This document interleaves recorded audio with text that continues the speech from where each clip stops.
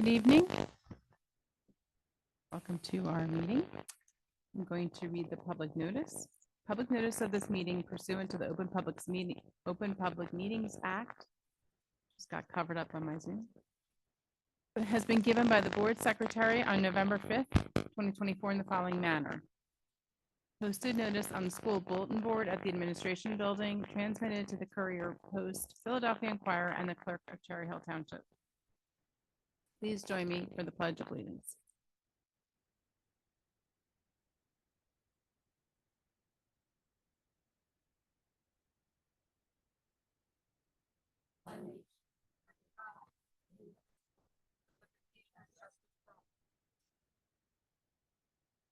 Mrs. Sugars, can you call the roll, please? Mrs. Sherfane? Here. Mrs. Gallagher? Here. Mr. Greenbaum? Here. Mr. Mayor? Here. Dr. Rude? Here. Mrs. Diaz? Mrs. Tong? Mrs. Winters? Here. Ms. Stern? Here. So I'm very excited to turn over to Dr. Morton for a board recognition, and I'll just leave it to you. Thank you very much, Ms. Stern. I'm also excited this evening as well that tonight we have none other than Rocky Balboa joining us in the audience. No, seriously. I'm very happy to welcome Ms. Carolyn Messias and members of the cast from Rocky the Musical, which will be opening next week from High School West. Besides, you can come up and just introduce the number that we shared. So, Rebecca is playing Adrienne in our production of Rocky, so I figured as board rep she had to sing tonight. But we're gonna do two songs. One is Rocky's, one is Adrienne's. It's got Eye of the Tiger, Gonna Fly Now.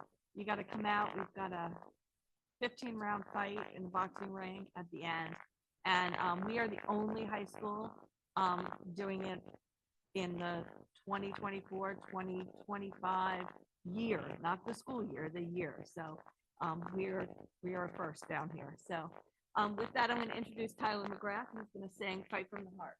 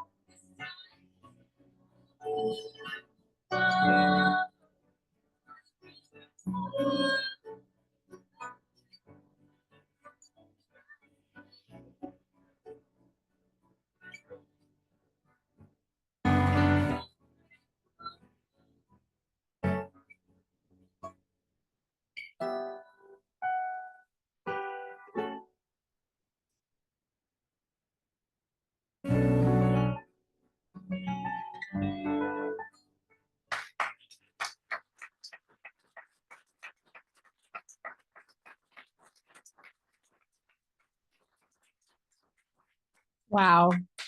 Both of Tyler and Rebecca, thank you so very much. And Mom, for coming out, for supporting. This is fantastic. I think many of us can't wait to see the full production. So Mrs. Messias, thank you so much. Always an amazing show at West with very talented students and brave, very courageous students. So definitely don't think I could do what you both just did. So thank you so much.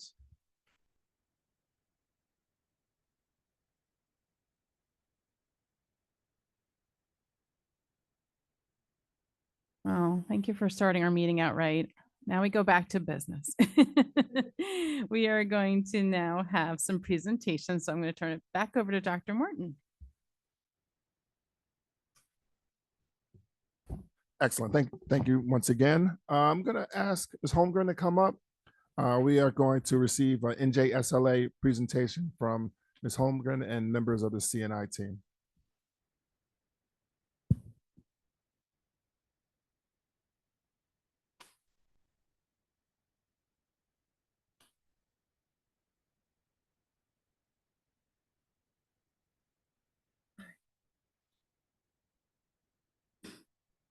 Good evening. That was definitely a hard act to follow. This is definitely not as exciting. I'll spare you from my singing this evening. Hello, my name is Faith Holmgren, and I am the district testing coordinator. This evening, myself, along with the curriculum supervisors, will be presenting the 2024 spring New Jersey Student Learning Assessment results for English, mathematics, and science. As you may be aware, participation in the NJSLA, ELA, math, and science is required by state and federal law for all students in grades 3 through 8 and high school. These assessments measure student proficiency with grade level skills, knowledge, and concepts that are critical to college and career readiness. The the NJSLA also helps us to identify areas of curricular strength, as well as areas in which there are opportunities for growth and improvement. The data you are going to receive today is an overall summary comparing NJSLA 2022, NJSLA 2023, as well as NJSLA 2024 results. Before we dive into the data, I wanted to provide you with the performance levels for English Language Arts, or ELA, mathematics, and science. This first slide shows that for ELA and mathematics, levels 4 and 5 indicate that a student is proficient and on track to be college and career ready. Below the performance levels, you will find the scale scores that correlate to each of the levels. And here you will find the performance levels for NJSLA science. Note that there are only 4 performance levels in science, and students who perform within levels 3 and 4 are considered proficient.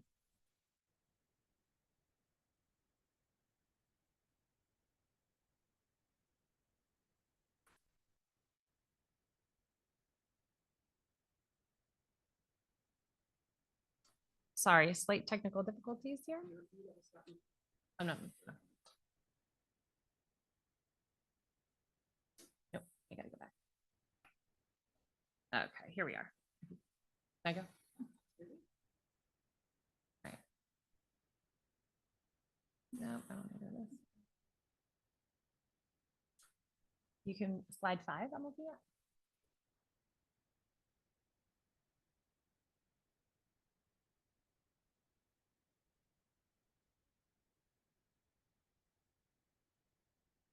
Here we go.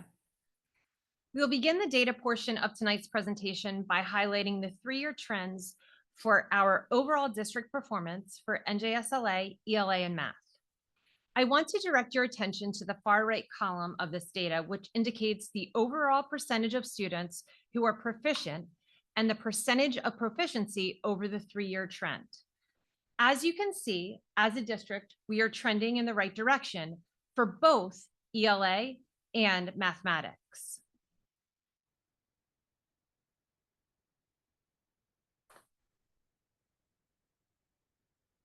Now we will dive into the data specific to ELA. Over the next 2 slides, I will provide you with the district participation data for ELA. This first participation slide provides you with the 3-year participation trends in percentages. The participation data you will find on this next chart includes the actual number of students who were tested over the 3 years and how those students performed in each of the proficiency levels. Please note that the green highlighting indicates an improvement from our starting point in 2023. This exhibit shows the overall district performance for ELA broken down by grade and performance level. When looking at this data, we want to see our percentage changes from 22 to 24 in levels 1 and 2 to decrease, while we want to see our percentage changes from 22 to 24 in levels 4 and 5 to increase. For comparison, we have also provided you with the data for the state as a whole. Diving further into this comparison data, this exhibit provides you with the data over the 3 years showing the percentage changes for levels 1 and 2. Again, we want to see a decrease in percentages within each of these levels, which, as you can see by looking at the green highlighted cells, we are seeing a trend in the right direction. And here you can find this data, but for level 3 as well as level 4. And as a reminder, we want to see an increase in percentages in levels 4 as well as level 5, which is on the next slide. Again, please note, we are trending in the right direction here for level 4 across all 3 years. We saw an increase in percentage changes in the right direction. And finally, here is that same data for level 5. Again, trending in a positive or right direction indicated by the green highlighted cells. Over the next 3 slides, I will provide you with the subgroup data for ELA. This first slide shows the ELA data for all of our subgroups by performance level for 2022, 2023, as well as 2024. And here you can see that data for race and ethnicity. The bar graphs indicate the percentage of students within these groups that are proficient for each of the 3 years. I would like to highlight our Hispanic students on this specific slide who are making continuous gains, as you can see. This slide concludes our subgroup data for ELA, but before moving on, I would like to draw your attention to the progress of our students with disabilities who are continuing to make gains year after year. Now we will move on to the NJSLA mathematics data. Over the next 2 slides, I will highlight the district participation data for mathematics.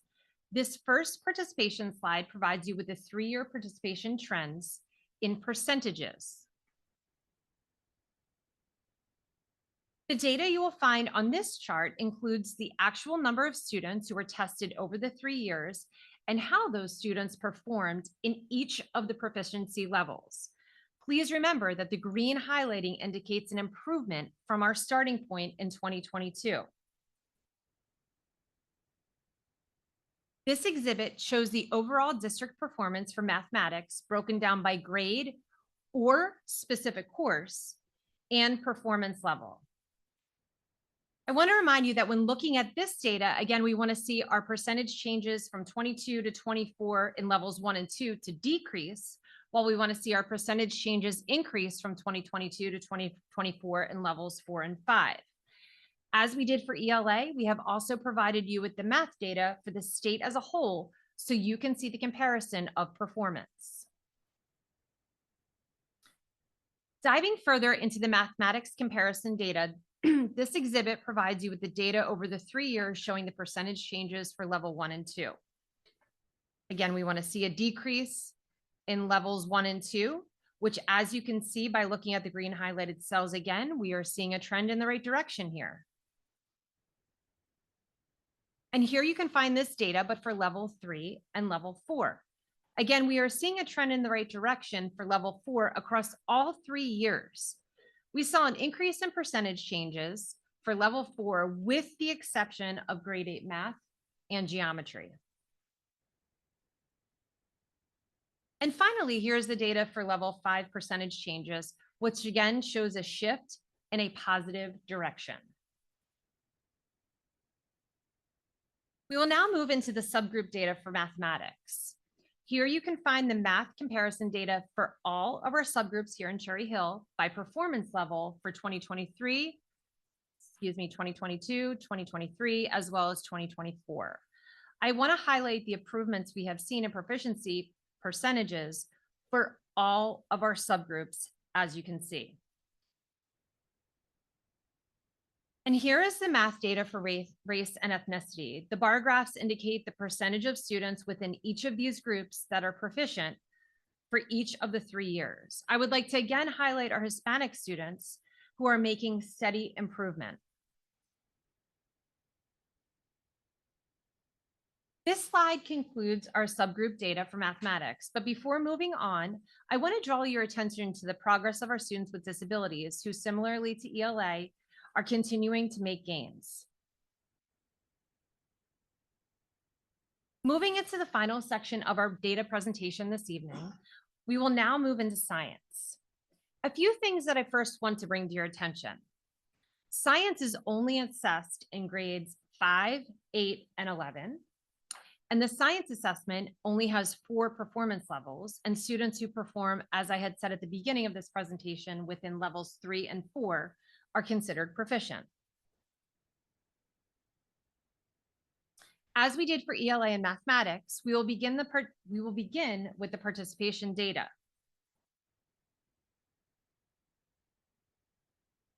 The data you will find on this chart includes the actual number of students who were tested over the 3 years and how those students performed in each of the proficiency levels. Here, I want to note that in grade 8, we are trending in the right direction, seeing a decrease in level 1 and an increase in level 4 performance. This exhibit shows the overall district performance for science broken down by grade and proficiency level.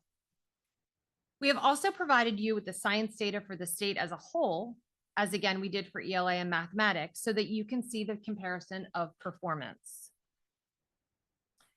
Diving further into the science comparison data, this exhibit provides you with the data over the 3 years, showing the percentage changes for levels 1 and 2.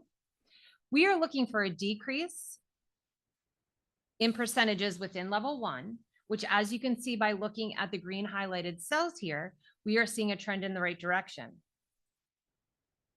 And here you can find this data, but for levels 3 and level 4.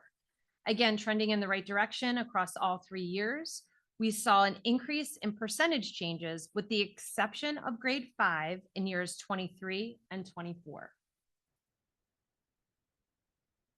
We will now conclude the data portion of the presentation with the science subgroup data.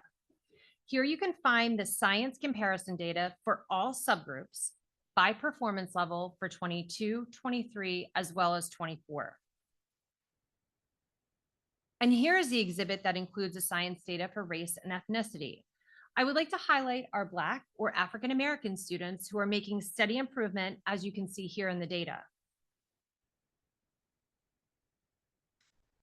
And finally, the last slide of the data portion of this presentation before I turn it over to our curriculum supervisors, I would like to draw your attention to our economically disadvantaged students who have made steady progress since 2022.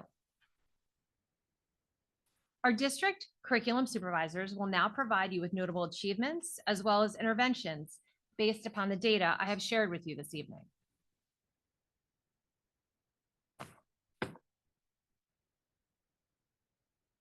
Good evening. So speaking about our students' performance in language arts, some of their notable achievements, all of our students are performing at or above the grade level, the state average in all measured ELA standards. In addition, our students continue to perform above the state in writing and make gains in informational text, an area that we've focused on quite a lot in the last several years. Good evening. For those who do not know, my name is Fatia Abdurrahman. For mathematics, our students in all grades are, I thought I could do it, but I can't. I'm sorry. I was trying to be young. Students in all grades and content areas have shown increase in higher performance levels, and then more students have met or exceeded expectation for all subgroups for the second year. And all Algebra 1 students have made gains. All geometry students are over 90% proficient in middle school and improved at high school. Hello, thank you for having us. I'm Christy Blendetto. Nice to see everyone again. For our science data, we are very excited to share that we saw students achieving at higher levels above the state at or above the state average for each of the tested grade bands 5, 8, and 11. And additionally, it's worth noting that we saw gains in 8th grade. This was our first year where students learned exclusively during their middle school years using OpenSciEd as their curricular platform. And this was our first group coming up through there. So they were each grade level's first year being exposed to that. Teachers were learning alongside of them with that new curricular resource. So that is certainly worth celebrating.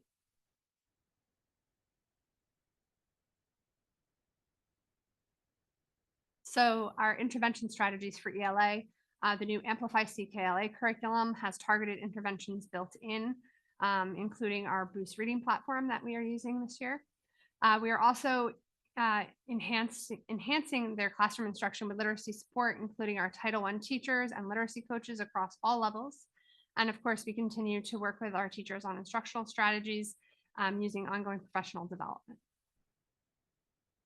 And for math, we are analyzing the NJSLA and local data to identify skill gaps. And we're using a targeted problem approach intervention with Eureka Math Square and our math coaches and our INRS teams. We are also focusing on differentiating instruction while infusing release items into our curriculum. Science, much like ELA and mathematics, we have many intervention strategies. We're choosing just to highlight a handful. For science and the elementary level, we shifted the timing of when science and social studies units occur in the classroom so that we better align all of our science instruction happening prior to the NJSLA in the spring. We've also started chunking our skills, which science background, we can go deep down that rabbit hole.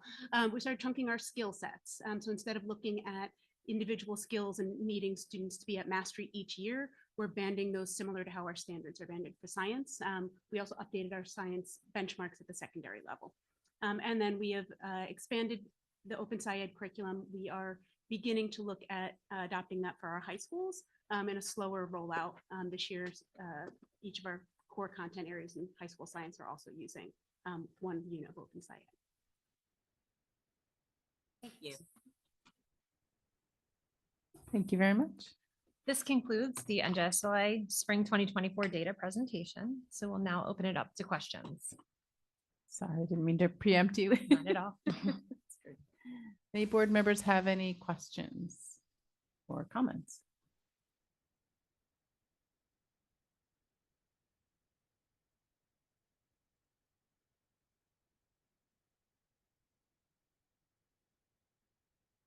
None.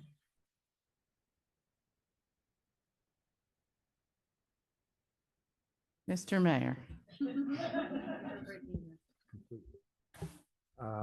Start with thank you, to all of you. So this is, I think, the third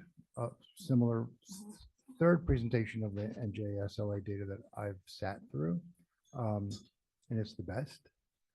It's the best in terms of globally where where the results are trending, and I think I was also looking at the comparison where there are data comparisons between where our district performed and where the state average or the state district performed. And not only are they outperformed, our students are really significantly outperformed in many areas, which is great. It's all great to see.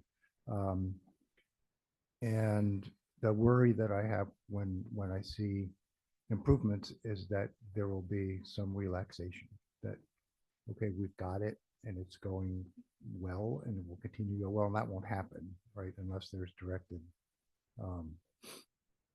continued directed interventions, continued effort in that regard. I have a couple of questions because I know that you've gone through this data, I'm sure, in fine tooth combs. That I shouldn't talk that way because I clearly don't need them anymore. I've always worried about certain, particularly socioeconomically challenged groups.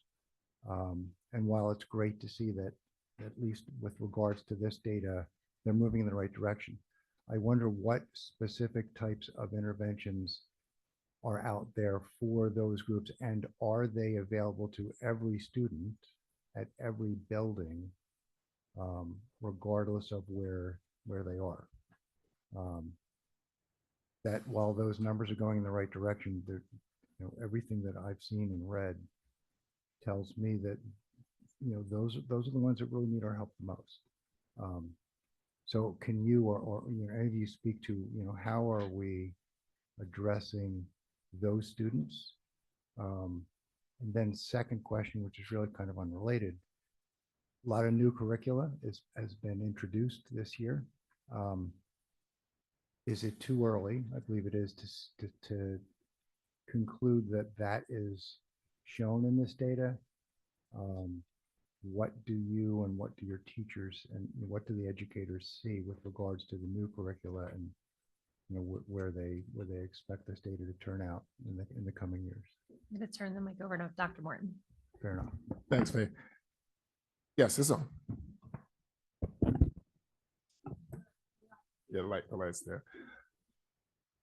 Yes, so in reference to the question around subgroups and subgroup performance and opportunity gaps that may exist, I think, first and foremost, it's important for us to ascertain if the interventions and efforts that we have put into place are trending in a positive direction. And the answer, to that is absolutely yes. We definitely have seen growth in all of our subgroups. With that being said, we are absolutely not satisfied at all, and we'll continue to press and to push forward.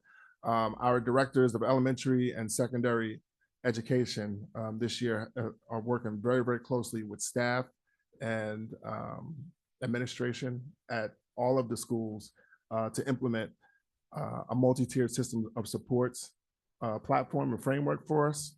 We've adopted the moniker of NJTSS, but that multi-tiered system of supports, we believe, is that key ingredient and secret sauce in the recipe that really helps us to personalize and individualize our approach in working with students. So if you think about, we talk about students in these broad aggregate terms, but these percentages translate to numbers, and these numbers translate into individual children. And it's important for us to understand who the children are and what the story is behind each individual child. And in understanding that story, we understand what the needs are of that child.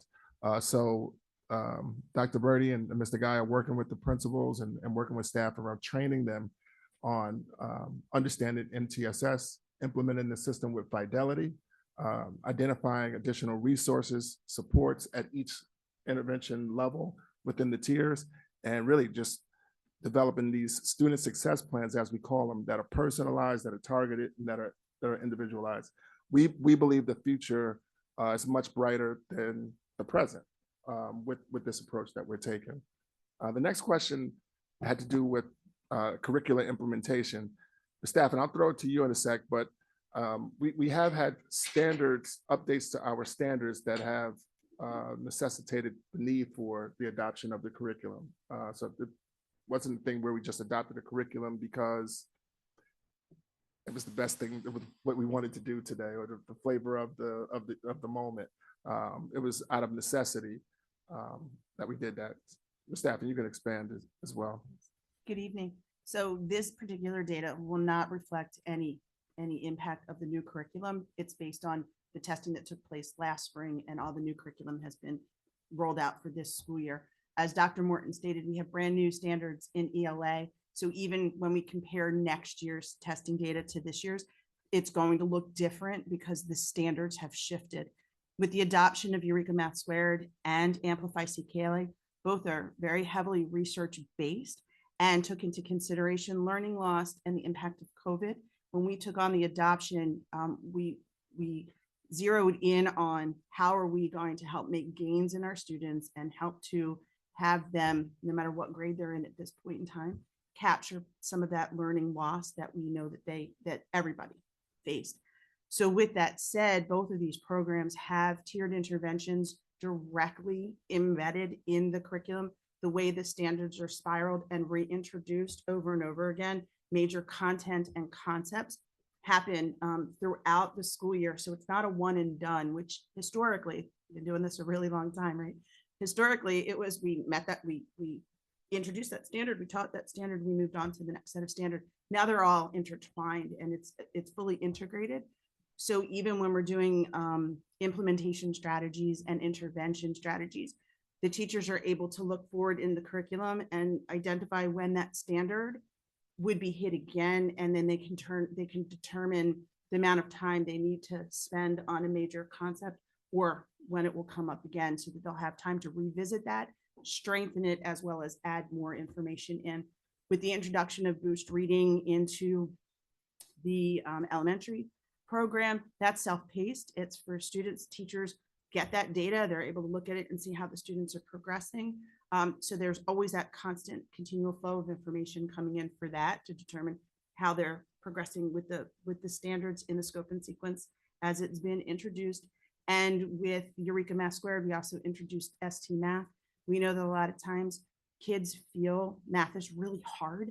With ST Math, it kind of gamifies those major concepts that students need to learn and kind of get through with that kind of grit and resilience that we need them to have. And it makes it more fun and engaging for them so that they're willing to take on that struggle. So we're hoping with the implementation of these new critical components into our curriculum that we'll see those continued gains that we have been seeing, and that next year it may look different for us. Thank you. Other board members have comments or questions? Mrs. Sherfain. So given everything that you just explained and all of the factors that go into a lot of this data post-COVID, we were making huge changes to curriculum and all that. When, in your expert opinion, when would you say is a fair time? Obviously, we want to continue to look at this data year to year and see, and hopefully see a positive incline in the results. But when would you say realistically is a fair time to do a really in-depth assessment of how our interventions are affecting our student performance? So typically we in evaluating any data set, you look at like a 3-year trend to be able to truly substantiate and to ascertain what the trends are. With that said, our kids don't have lots of time. So, we want to make growth and progress each and every year, so we're looking very closely at how things appear to be working and what tweaks, we're able to make to try to, produce more gains. The board members have any questions? Mrs. Gallagher. Just based off of the results and then what teachers see in classrooms with intervention strategies for students, where do you feel like the greatest need is to meet the needs of the students to continue the growth that you see, like that are showing? Because obviously, like, there's improvements, but some subgroups and even kind of overall, there's still a lot of room to make up. So I'm just curious where you would see, like, what you've seen that needs maybe the most triage, right, is like the best way to say it. Yeah, so I'm going to jump in on that one as well. So again, just to go back to the MTSS process, the way that it actually lays out is that there's 3 tiers, and the level of intensity in terms of the support that's needed ramps up the higher one goes in a tier, but it also reduces the number of students that may need that intensive support.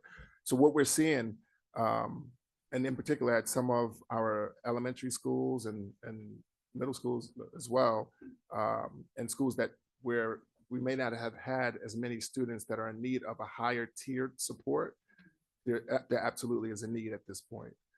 So what that looks like is there's typically at the tier 1 and tier 2, the classroom teacher has interventions that's built into the curriculum that they're able to apply. But when students need foundational growth and they need to catch up, where there may be some foundational gaps, that's an expert, typically interventionist or someone along those lines who's able to provide that targeted instruction and targeted support. That's where we're seeing the greatest need. We need people to be able to provide that, comprehensively throughout the district. Some of our schools, we don't have that level of support. Yes, just to clarify, you're talking about like the INRS process when you talk about the intervention strategies specifically, or kind of?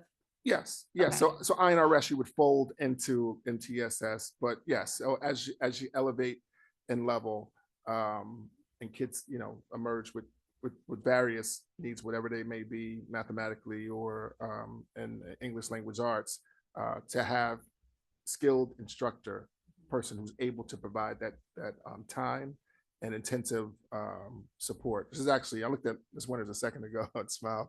This is actually a recommendation that came forward to CNI. I'm sure she'll speak about it this evening.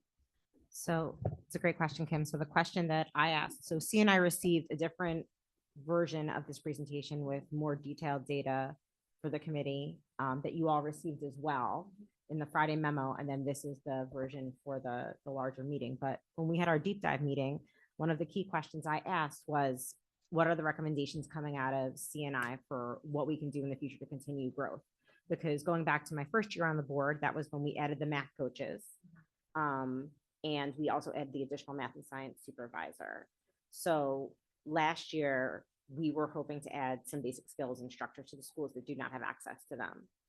We didn't get to because there was the surprising swing in state aid, which led to us sort of holding the line on what we felt was really necessary for students not being able to add additional positions going forward. So this year, that recommendation is back again because there are schools, several of our elementary schools, as well as High School East, do not have interventionists. So if you're a kid at one of those schools who needs tier 3 support, you don't have that person to provide that in that way that you do in some of the other schools. So, I mean, it's one of those things where, to Mr. Mayor's point, it's not true that, you know, every kid who needs a tier 3 intervention is, you know, only at this school or at this school. We need to look district wide and make sure the kids are all being served. Because when they do have those gaps and those gaps persist, it's harder to catch them up the longer that persists. So what you want to do is be able to catch them with that focus intervention. Now, last year we had high impact tutoring. So as you'll recall, the district pursued the grant for high impact tutoring. That came in. A lot of our kids took advantage of that. From my understanding, and Ms. Saffin, you can correct me if I'm wrong, it's, you know, a bumpy road when you're contracting with an outside contractor, Tutorfly, who provided it. The CNI office believes, and I don't want to put words in your mouth again, feel free to correct me, that in-district interventionists would be preferable. But again, that's adding positions and that's a fixed cost year over year, which is challenging for the budget. So, I mean, I gave that information to Mr. Greenbaum because I know BNF is currently looking for input on board priorities coming out. From my perspective, this is a priority that I think we should pursue if finances allow. We really don't know. I have no idea what the budget's going to look like this year. We were all really surprised last year. But if we're able to do it, I think it would make a real impact in catching our kids who really need that higher level of support up to where they need to be. Other board members have questions or comments? Mrs. Tong. I'm not sure how to ask this question, but maybe you can all help me out. Is how do I identify the students, I guess, after they take the test, right? Some teacher might, they get the report that the student need help and or the parent can reach out. How do we identify the student that need help? Or how do we reach out to those students? It's actually a good question. Yeah, so this is one strand of data that is available on the student, but it's not the only strand of data that's considered. So, you know, a teacher may conduct a pre-assessment when a child is in the class. The teacher ongoing on a daily basis conducts assessments to see how kids are interacting and progressing with the standard curriculum. But we also look at standardized test data if it's available and other indicators as well. And then a picture emerges about where a child is relative to what the expectations for that grade level are.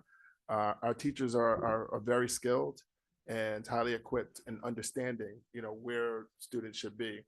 And from there, if a child, you know, presents where they might need additional support, you have process in place, a framework in place. We said NJTSS a lot. You've heard INRS mentioned as well, but you have these processes in place where teachers can refer a child for additional support, additional help. Just a follow-up. How would the teacher get the test score of their students, and so they can identify the student and reach out to help them? Yes, they have that Great. information available. Yep, thank. Dr. Morton, just to clarify, it's not just the test score, but they're also seeing the specific area, the strand. I mean, Mrs. Tong, you haven't been in some of the CNI presentations that we've gotten about each area, each standard and curriculum. I mean, they're highly detailed and broken down, highly detailed.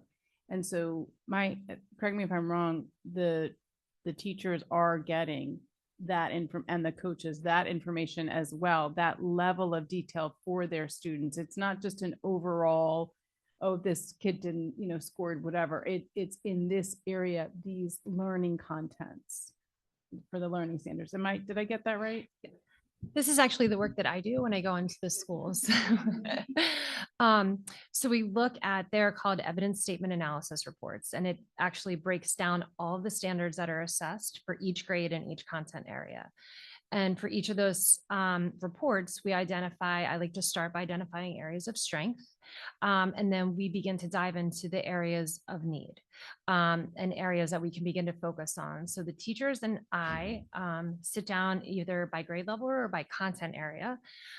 We look specifically into those standards, find out where they fall within our curriculum map. So where they're taught in the scope of the school year, what their instruction looked like previously within those standards, and what instructional strategies I can provide to them that are different than what they have used in the past in order to better meet the needs of their students, as well as to become more equipped as instructors or as teachers in providing instruction within the standards that the students are struggling with. So it is a very in-depth process. I'm just finishing up at the secondary level now, and because of the implementation of both new programs at the elementary schools, I haven't been into as many of the elementary schools, but that process is starting now in November. So all the teachers have their students' data, but it's also equally as important to go in to identify the areas that we need to specifically focus on, and it's actually honed down that far. Thank you so much for clearing that. I think a lot of parents can use that. Thank you. And then just to add on to that, they drill down to the student, look at all of those standards, and then they go back and they look at prior data, and then they look at ongoing data. So we then start looking at the curriculum where these standards fit again. And then we know how to intervene. We create strategies where each student almost gets their own individualized plan. And that's how we start to help them grow and improve. The answer is so comprehensive. The board members have questions or comments or? I just have, I don't know, Mrs. Winters, because this is part of the report out. I don't know if you want to wait for the report out or just, two things, I guess, because we're on this now. Part of what we talked about in CNI is the budgetary demands.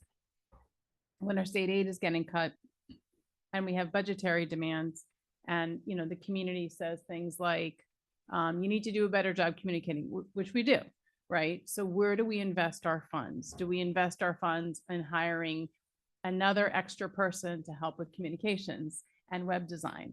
Or do we invest our funds in more coaches, math coaches? So we focus on our academic achievement. I think it's comprehensive. The approach to budgeting has to be comprehensive. And I think when people, understandably, when people see one particular area that they think, oh, the district isn't doing well or is falling down, like, I can't believe that our buildings look the way they are, even with the bond money, right? There's so much improvements in our buildings, but they're not brand new, beautiful, gorgeous, state-of-the-art buildings like, we might want to see. But what do we do with the money? How do we budget for this? And how do we, we have competing priorities. And I just think it's really important for us to, we have to grapple with that constantly.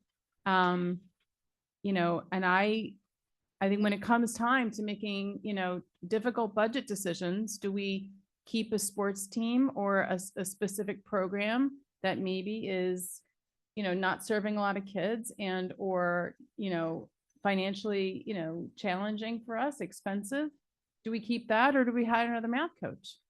These are the kinds of decisions that I know I was really thinking a lot about as part of the presentation. I know there are recommendations made And I mean, in my ideal aspirational world, I would want, to hire many more coaches and ensure that we're really shoring up MTSS or NJTSS for all of our students. I just want to be realistic about it. And I think we have to really think. So that's one thing. And the other thing that I really want to understand, Dr. Morton or any of your team, can you please talk about, because it's not on here, because it's not tested, when we talk about our children having successful achievement, where does preschool education fall into that? Absolutely. I'm gladly discussing. Dr. Mahan can pick up as well. So there was a comment that was a question that was asked by Mr. Mayor. It had to do with some of the subgroups and performance around subgroups. And as you look at what the research says about why gaps may exist, much of that research points to the start, where kids start, the level of exposure to experiences, vocabulary, books, rich resources and things along those lines. The gap actually is there. The gap exists as early as, from the time a child is born. The idea and the implementation of preschool allows us to begin to take some control around those gaps, so we can provide an enriching, fun social experience that also allows children to get off to a great start and learn, at the preschool level, that better prepares them to then segue and articulate into kindergarten. You do the same in kindergarten, and move the child up to first grade, so on and so forth. It gives us an opportunity to form that relationship earlier. And as the staff talked about individualizing our approach, it starts as early as 3 years old, children in pre-K. Dr. Mahan, I don't know if you want to add anything else. I would say, I think, and again, Mrs. Stern, with your permission, I think that this is a great segue into the preschool presentation. And I'm going to share my screen because you mentioned something that lends itself to the presentation I had planned to share tonight. So thank you for, oh, that's not what I meant to hit. Thank you for that softball. It's definitely not intentional, but yes, well, I'm gonna it really is a question. Yes. How do we know, where does it fit in, and does it make sense? So one of the things that I think Dr. Morton highlighted is that we're not just talking about preschool education, we're actually talking about PK3 education and the articulation not only from the preschool but into our elementary schools, and how we have implemented a comprehensive preschool program that has articulation into our current elementary program. So now that we are able to potentially service 90% of our universe through preschool expansion aid, that will really give us an equal playing field for all students of Cherry Hill to have access to a high quality program. And I'm going to jump to, I'll go back to this slide. I actually wanted to start my presentation this evening with a quote, redacted a little bit from a parent. The quote says, "They are the most loving and kind teachers you will ever find. They have made my son's transition into the classroom so smooth and have given so much grace and love to him. I have the utmost confidence in them as a mother because I know that every day I am sending him to teachers who love him and believe in him, and most importantly, who value his uniqueness. What I love most is that they see him." So when we talk about highlighting the uniqueness of our children and valuing who they are and making sure that every child is seen within Cherry Hill, starting at the preschool level, I think it only amplifies the question that you just asked in terms of how does that support achievement and articulation through our school district. So I am confident, not only by evidence of what I see on a daily basis working with the preschool program, but also anecdotal data based on this quote, that we are serving the population of students that are our youngest and most vulnerable learners and welcoming them into Cherry Hill Public Schools with open arms. So with that, I jump right into the preschool expansion aid. Again, several of these slides are reminders of where we are and a quick snapshot of the requirements for preschool expansion aid. Here again, which again, another slide which you have seen in the past, we are now 10 months into a 5-year implementation. I want to highlight one sentence on this slide. It's the last one. The implementation of preschool expansion has been intentional to accelerate enrollment and scope of the program over a 5-year period. I mention this because I think the 5-year expansion period has been lost in many conversations. The Cherry Hill Public Schools program is expanding, and the sheer size of the preschool universe lends itself to needing 5 years to serve all students. So tonight's presentation is dedicated specifically to enrollment. So we are on a path to providing preschool to 90% of our universe over the next 5 years. In addition to our in-district programs, in addition to our in-district program at the Malberg Early Childhood Center, we also partner with private providers. They are Cadence Academy, Discovery Corner Learning, KinderCare, and Mosaic Early Learning. The expansion would not be possible without the support and partnership of the private providers.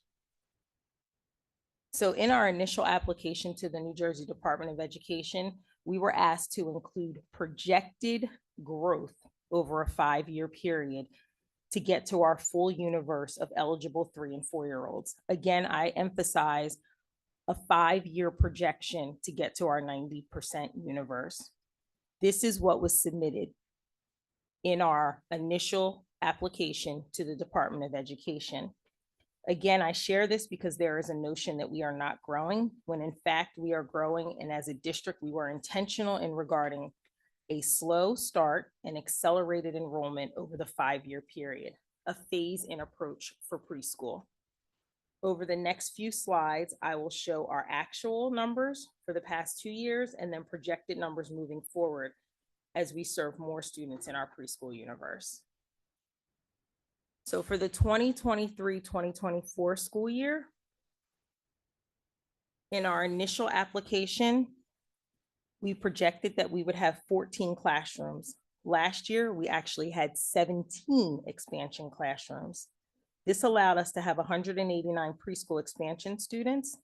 We initially projected we would serve 144, so we exceeded our projections for general education students. If you included the students we served through PSD and inclusion seats, that brings our total number to 323 students served. I share this total number because for our purposes, this is moving us towards the entire preschool universe.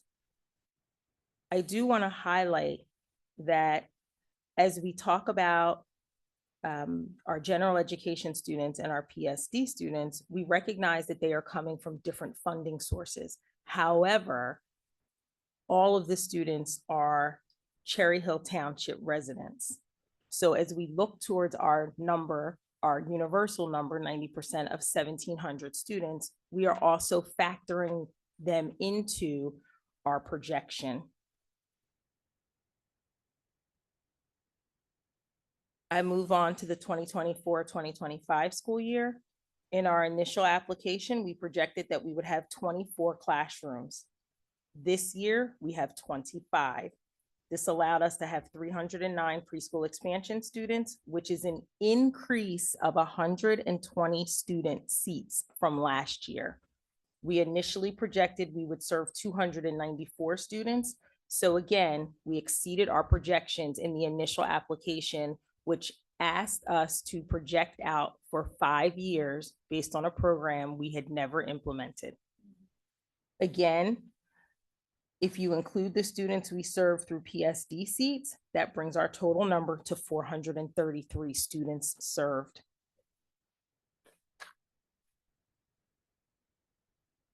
So let's look at our projections for 25-26 school year. In our initial application, we projected that we would add 41 classrooms for the upcoming school year. This projection includes 16 in-district classrooms and 25 private provider classrooms. We are making progress towards bringing these total projections to fruition. Fencing is up to begin the in-district classrooms, 8 at the Estelle V. Malberg Early Childhood Center, 8 at Joyce Kilmer Elementary School. We are also in communication with 3 additional private providers for approximately 12 additional classrooms. At this moment, we are approximately 12 classrooms short of our target, but we continue to outreach to private provider locations and explore other options. If we are able to bring this to fruition, this would increase our preschool universe to approximately 924 students in our preschool expansion. But our overall number, including PSD students, would bring us to approximately 1,048 students. This is an increase, again, of 41 classrooms and 615 students. For the 2026-2027 school year, we projected in our initial application that we would add an additional 25 classrooms. This projection is for 25 private provider classrooms. That would take our preschool universe or preschool expansion number to 1,299, including our PSD seats. That takes our overall projection to approximately, 1,423. And lastly, which will be year 5 of the expansion, 2027-2028 school year, we projected in our initial application that we would add 27 additional classrooms. Again, this is for 27 private provider classrooms. That would take our preschool expansion students to 1,704 and a total of 1,828 students, which is beyond our projected 90% universe. Again, our 90% universe is approximately 1,700. We continue to work diligently to provide a high-quality preschool education program aligned with the New Jersey Department of Education guidelines and expectations, and a program that also supports articulation into the K program and to further enhance our pre-K 3 program to provide a solid foundation for our youngest learners. So preschool is popular. Everyone wants a seat. If you remember from a previous presentation, I shared that we had 538 families apply, and we have only been able to move approximately 40 students off of the wait list.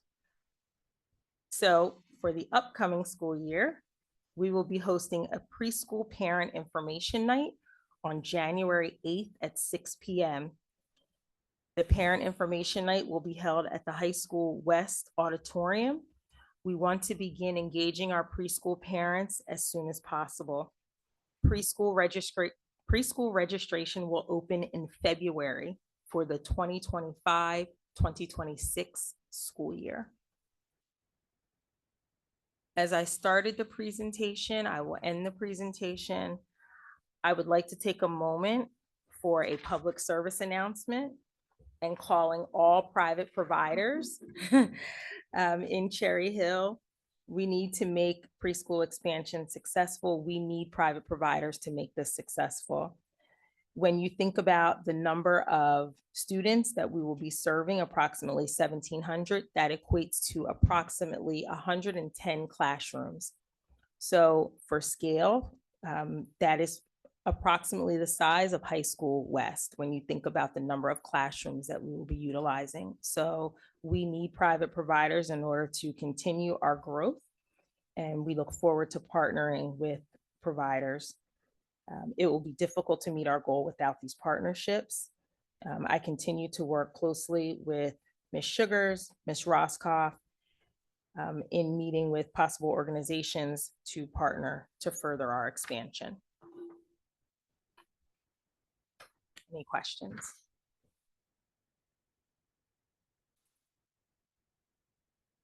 Thank you, Dr. Mahan. Board members, questions, comments? Mrs. Serafine.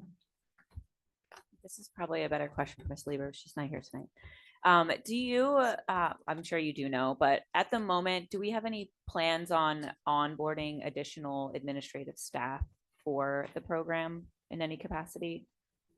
So there are very specific guidelines in the preschool code in regards to staff aligned with the program. So for example, for every 20 classrooms, we need to have one preschool instructional coach. For every, I believe it's 750 students, you need to have a supervisor. However, there is some language in the code that speaks to if you have an in-district program versus out-of-district programs. And at the rate that our programs are growing, there would definitely be a need for additional supervisory staff, because right now we're floating between 5 locations. As we continue to grow, I'm assuming that will expand. And we will have greater need to communicate with the district, with the private provider directors, owners, articulate curriculum, and things of that nature. So we will be following the Department of Education guidelines. You're welcome. Other board members have questions or comments? Mrs. Winters. Thank you so much for the presentation. I just wanted to recognize the efforts that are being made this year from the preschool staff around creating really a cohesive community among the Cherry Hill preschool programs. Tonight, I know they had a literacy night at the library, which if we were not in this awesome and entertaining meeting, I would have loved to have stopped by at, because I think it's really a testament to the program that the PTA and the staff have been expansive this year in thinking about how to create a unified culture of preschool and a community of support for preschool families. I think that's really neat to see, and to see all the different, no matter where you're located in Cherry Hills preschool program, to see all the different families come together and be able to provide that support to each other and grow together as a community is really cool. So I just wanted to commend that change that I've seen this year going forward. And I think it's really going to reap tons of benefits for our families in the program. So thank you.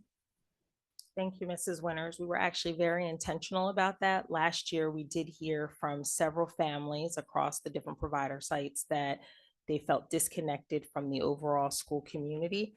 This year, we have private provider liaisons as well as room parents at each of the locations who work alongside of myself, Amanda Gerald, who is the community parent involvement specialist, and Catherine Briggs, who is the social worker, to help organize several events alongside of the PTA. An example of this, in addition to the literacy night, we have other events that are coming up that are actually planned at Cherry Hill High School West to accommodate the large number of students and families who will be participating, so that we can bring everyone together in a centralized location, as opposed to having all of our events at the Malberg Early Childhood Center.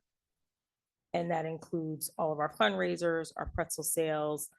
We did an activity for Veterans Day. We coordinated all of our activities for fall festivals. So we are really trying to be intentional. So thank you for acknowledging and recognizing that.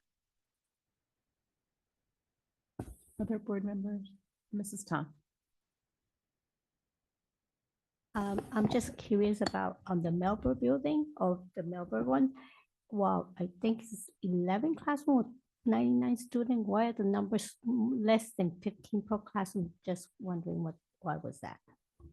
Thank you for that question. So for preschool expansion, every classroom is supposed to have 15 students, because we recognize, highlight, and value students who would fall in our inclusion program. We save 6 seats in each of our preschool classrooms. Our 11 preschool expansion classrooms at their Malberg Early Childhood Center each hold 6 seats for inclusion students. So that's why their number is 99.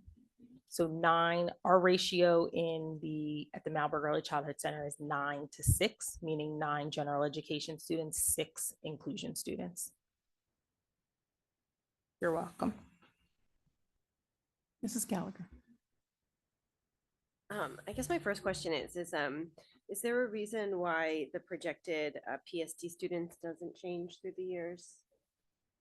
So in the presentation, I put an asterisk next to the PSD students, and then there's a footnote at the bottom that says this number remains the same, because I anticipate that that number will fluctuate, but I did not want to assume that we would have students who would fall into that category. So I nested the 3 and 4-year-olds into the general education population, recognizing that that number will change. There is an asterisk there along every slide for past the, what year are we in now? 23, 24 is actual, 24, 25 is actual. So 25, 26 and forward, there's an asterisk there. Okay.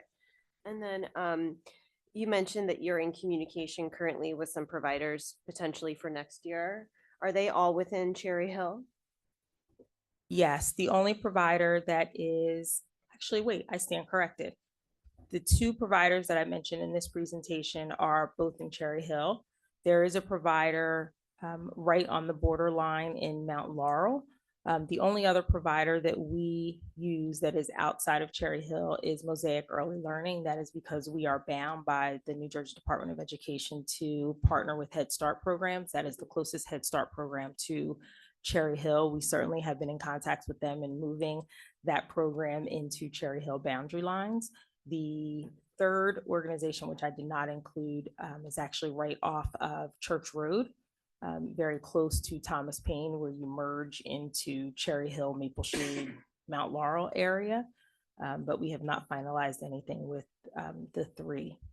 So our intention is to utilize providers in Cherry Hill. We recognize that that is the most convenient for parents. However, as outlined by the Department of Education, if you do not have providers in your town, you may partner with private providers outside of your district. And then, obviously like the next year is like a pretty significant increase. And I know you said you're in, but I guess what's the likelihood of finding the 41 classes, the 41 classrooms? And then also just besides obviously the educational costs that come through the funding stream, how much costs are paid through like the general education budget that's non-preschool? So Ms. Sugars, I'm going to pass the second part of that off to you, but I'll give you a second. The first part of that is the likelihood of 41. We're hoping that we get to 41. I can tell you we have 16 because I see fencing up and construction about to start. And we have, I'm pretty confident, and Ms. Roscoff hopefully is nodding behind me, that we have an additional 12 or 8 to 12 that we have in place. So we are certainly moving towards that number. I do want to highlight that if we do not get to the 41, 1, our funding is adjusted, but 2, the Department of Ed is really looking at, you are making progress towards your 90% over the 5 years. If we came up to next year and I said, oh, we're not implementing any classrooms, that would be problematic. But the fact that we are even talking about implementing 25 classrooms speaks to our commitment to providing preschool education to 90% of our universe. And I think it's necessary to speak to the size and scope of Cherry Hill. Us implementing 25 classrooms in 1 year is larger than most school districts. So just keep that in the purview as you are having the conversation, because our growth over 1 year is larger than, again, most school districts in Camden County. One follow-up before I move.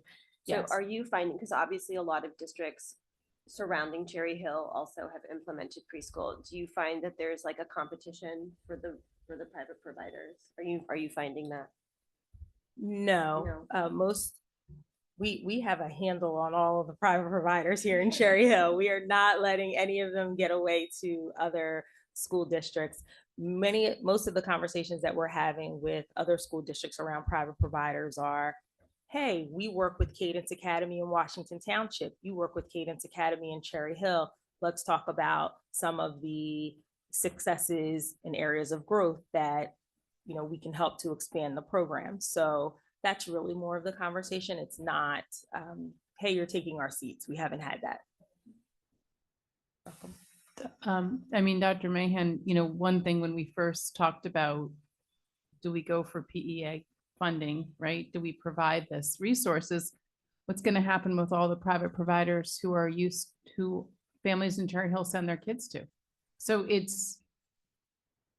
I mean, I've seen nothing but an increase in preschool providers in the area in the past couple of years, several preschool providers building and, expanding their offerings. And, you think about, there's going to inevitably, if people don't partner with public schools and public schools and preschools shifting into public school districts, then the existing preschools aren't going to have as many students. So there has to be, to me, that shrinkage gets addressed through, it's a shifting. And I think, as you were talking, Dr. Mahan, about, what happens if we don't get to the number? I will say that the phrase that I learned in education when my kids were in school is progress, not perfection. That is the expectation in education, progress, not perfection. So, in the most simplest of terms, that's kind of my mindset about applying. I think we press, as Dr. Morton talks about, we press to get to our goals or exceed our goals. But, there are always, external factors. So just wanted to add that piece in.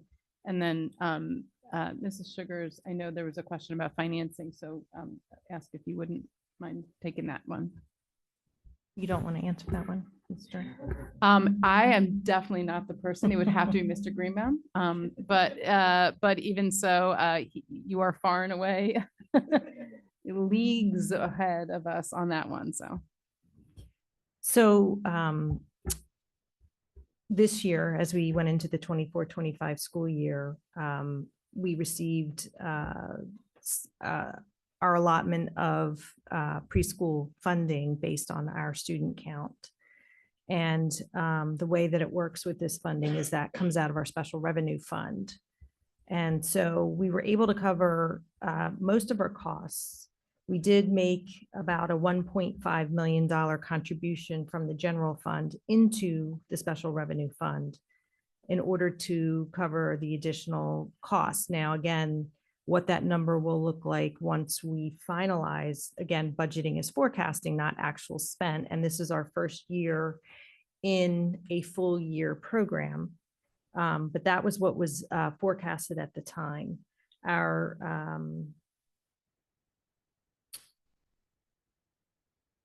one moment, our preschool, I just want to look up that number real quick. Our actual preschool aid last year, $7,676,235. So the 1.5 was the contribution from the general fund into the special revenue fund to cover any kind of cost overages that we have. And then there was some transportation. We could not account for all of the transportation costs out of the preschool aid. So there was some transportation costs that are accounted for in the general fund budget as well. So where we land with that, where we land with our providers, we're getting used to our providers are getting used to us.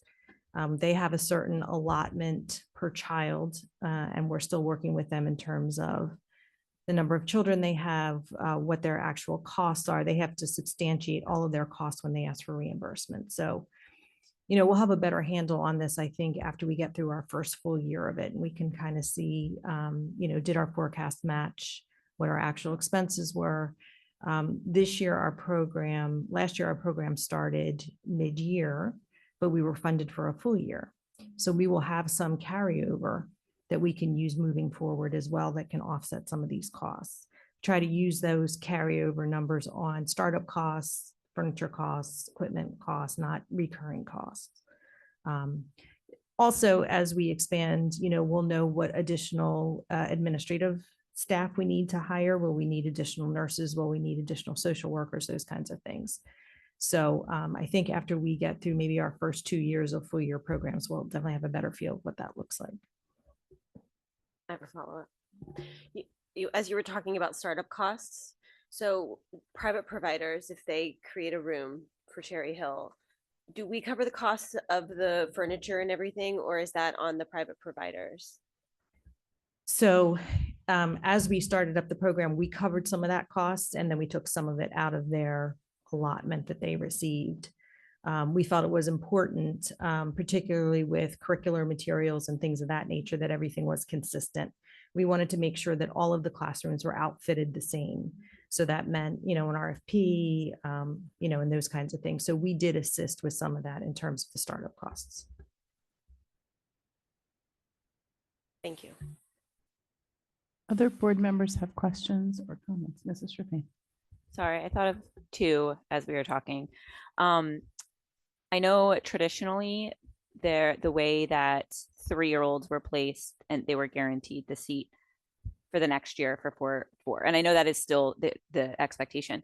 The students that are placed where they are now, is there any possibility that they would move to ensure, I don't know how to even ask this, consistency of which neighborhoods are feeding into which schools, or will it just be, unfortunately, that's just the way it was last year, and each year we'll try to get a little bit more streamlined with that?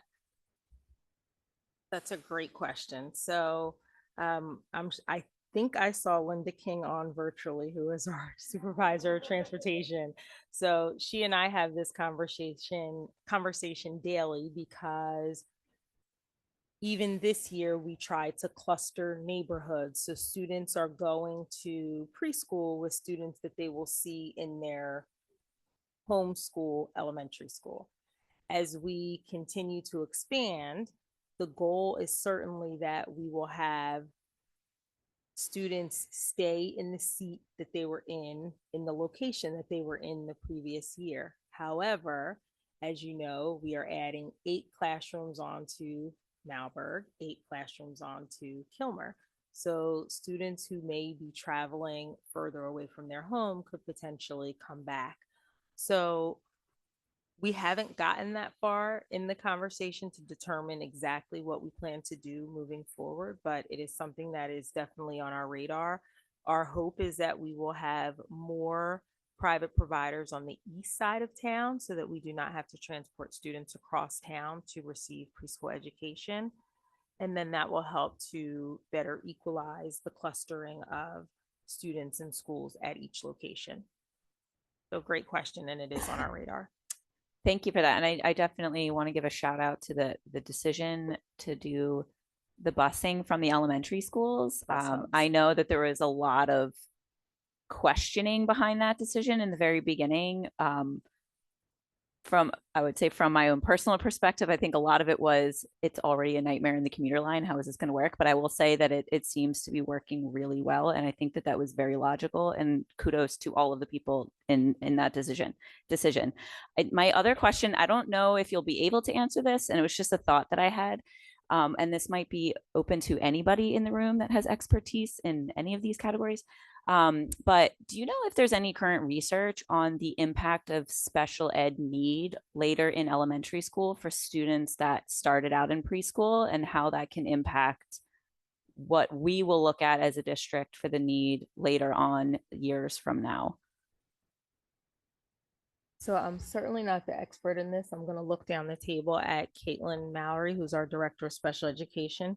The one thing that I will say is that we have, through preschool expansion, a preschool intervention and referral specialist who provides specific interventions to students and supports prior to referral to child study team. Through the preschool program, we also work very closely with early intervention and child find to ensure that when students are coming into our program, if they need supports, we are engaging the families early and often and making sure that students receive the services that they need. I do not know if there's research that speaks directly to need later. We do have a social worker who doesn't work in the child study team social worker capacity on our team. She's more of a family community outreach person. But we also have, through Ms. Mallory's office, a case manager who handles any students who are coming through the process at the preschool level, so that we can begin, again, to engage those families earlier and make sure that students are receiving the services that they need. So, Caitlin. That shows the level of collaboration. I appreciate that, because I would imagine, considering New Jersey is one of the only schools that is really looking into statewide universal preschool, that there's probably not a whole lot of data, maybe research on this. I see a hand next to me that has clearly something to say about this, but I thought that I mean, just in the the essence of thinking of how to save costs and, you know, potential needs later down the line, and trying to find silver linings to things that give a lot of anxiety to a lot of people, that hopefully there would be more impact on that entire population, considering we have such a huge population of special needs in the district.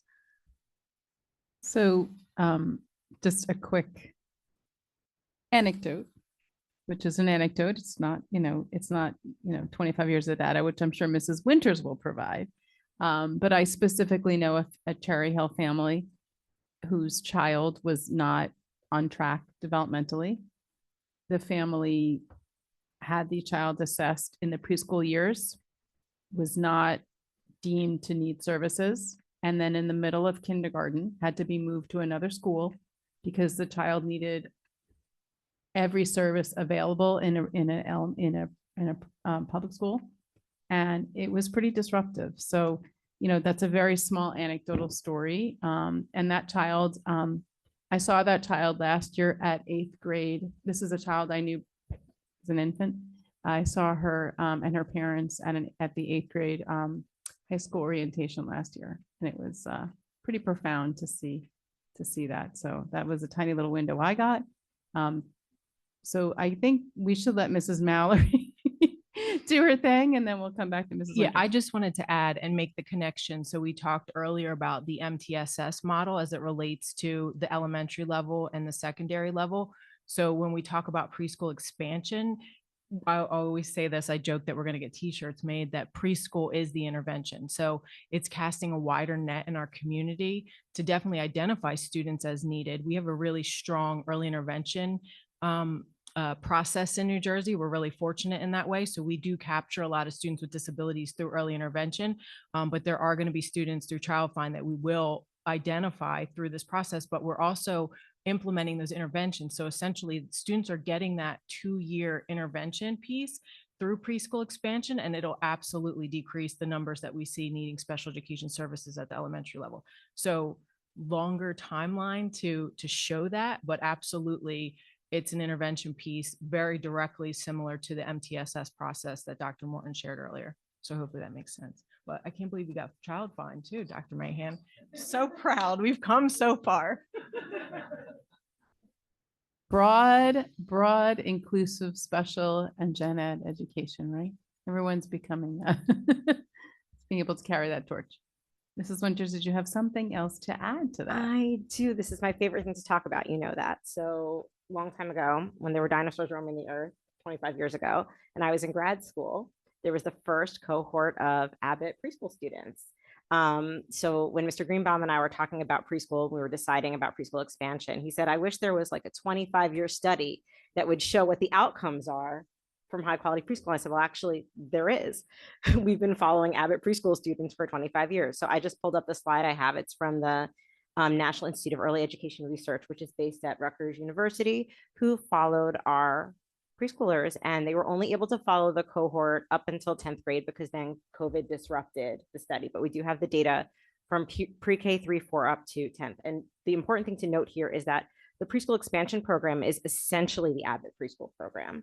So all of the things that were designated as what's needed to form a high quality preschool program, which is different than just a child care program, the things that are very specific to preschool, like the small class sizes, the certified teacher, the curriculum that's required to be high quality, to the size of the classrooms, all these things, the Ecker scale that we use to rate and make sure the classes are consistent, that was all present in the Abbott program. So for special ed specifically, they found that by 10th grade, you had decreased the need for special education by 7 percentage points. So that's the outcome for special education. They also found lasting effects on achievement in language arts, literacy, math, and science. They found that the achievement effects were about twice as large when you had 2 years of preschool. One thing that people often ask is, why can't we just do 4-year-olds? It would be half the price. Because two things, the state says it has to be 3s and 4s. And the reason the state says it has to be 3s and 4s is because you get the impact of that. The results are much more robust. And the other thing I wanted to point out is that grade retention, so holding kids back, was reduced by 15 percentage points. So the thing about preschool is that it's an investment, right? So, and it's hard, I think, when we're talking about budgetary impact, when we think about you know, what are we going to do this year to make the budget numbers work? Because you're not necessarily seeing the robust impacts 10 minutes from now or a month from now or a year from now. It takes a long time for those things to grow. We will be able to follow this cohort of our threes and see how they do in kindergarten, how do they do in fourth grade, how do they do in eighth grade, but obviously we'll be long past the board by the time that happens. But if you look at these longitudinal studies that have been done on the preschool programs in New Jersey specifically, which are essentially identical to what we're implementing, you do see that decrease in special education going forward. So I think ultimately all these things will absolutely be beneficial for our kids. And for the fiscal piece of it, when you think about, you know, and the interventions you need later, it's much harder to change the trajectory once kids are older. The younger that you have them and the more that you can help them get started in the right direction, the better your outcomes and hopefully the less support that you need going forward. I mean, I saw it with my kids were in the old Cherry Hill preschool program, the half-day program. And I can absolutely tell you that for two of my kids, all three of my kids went through it, one of whom had an IEP and one of whom had a referral to the PERT team, which is the preschool version of the INRS team, that the interventions they received at the preschool level absolutely changed their trajectory going forward and decreased the need for interventions later. So, I mean, I see it's true from the longitudinal data that we find, and I also see it's true just looking at my kiddos, which, I mean, when you see it, it's kind of amazing to see how it changes. So if anybody's interested in this super boring data that I have about preschool and impact in New Jersey, I'm happy to share these presentations. They come from Rutgers, which we're fortunate to have pretty much the major national center studying preschool right here at Rutgers. I just want to jump back. Thank you. Just to one topic about the clustering and the kind of keeping kids in cohorts. I mean, I think obviously there's a lot of effort being made to do that. I think most of us who had preschool kids who did not go through public preschool, our kids did move and they did leave their friends and they started over because, you know, very few of our kids probably went to preschool with their friends who are in their public school.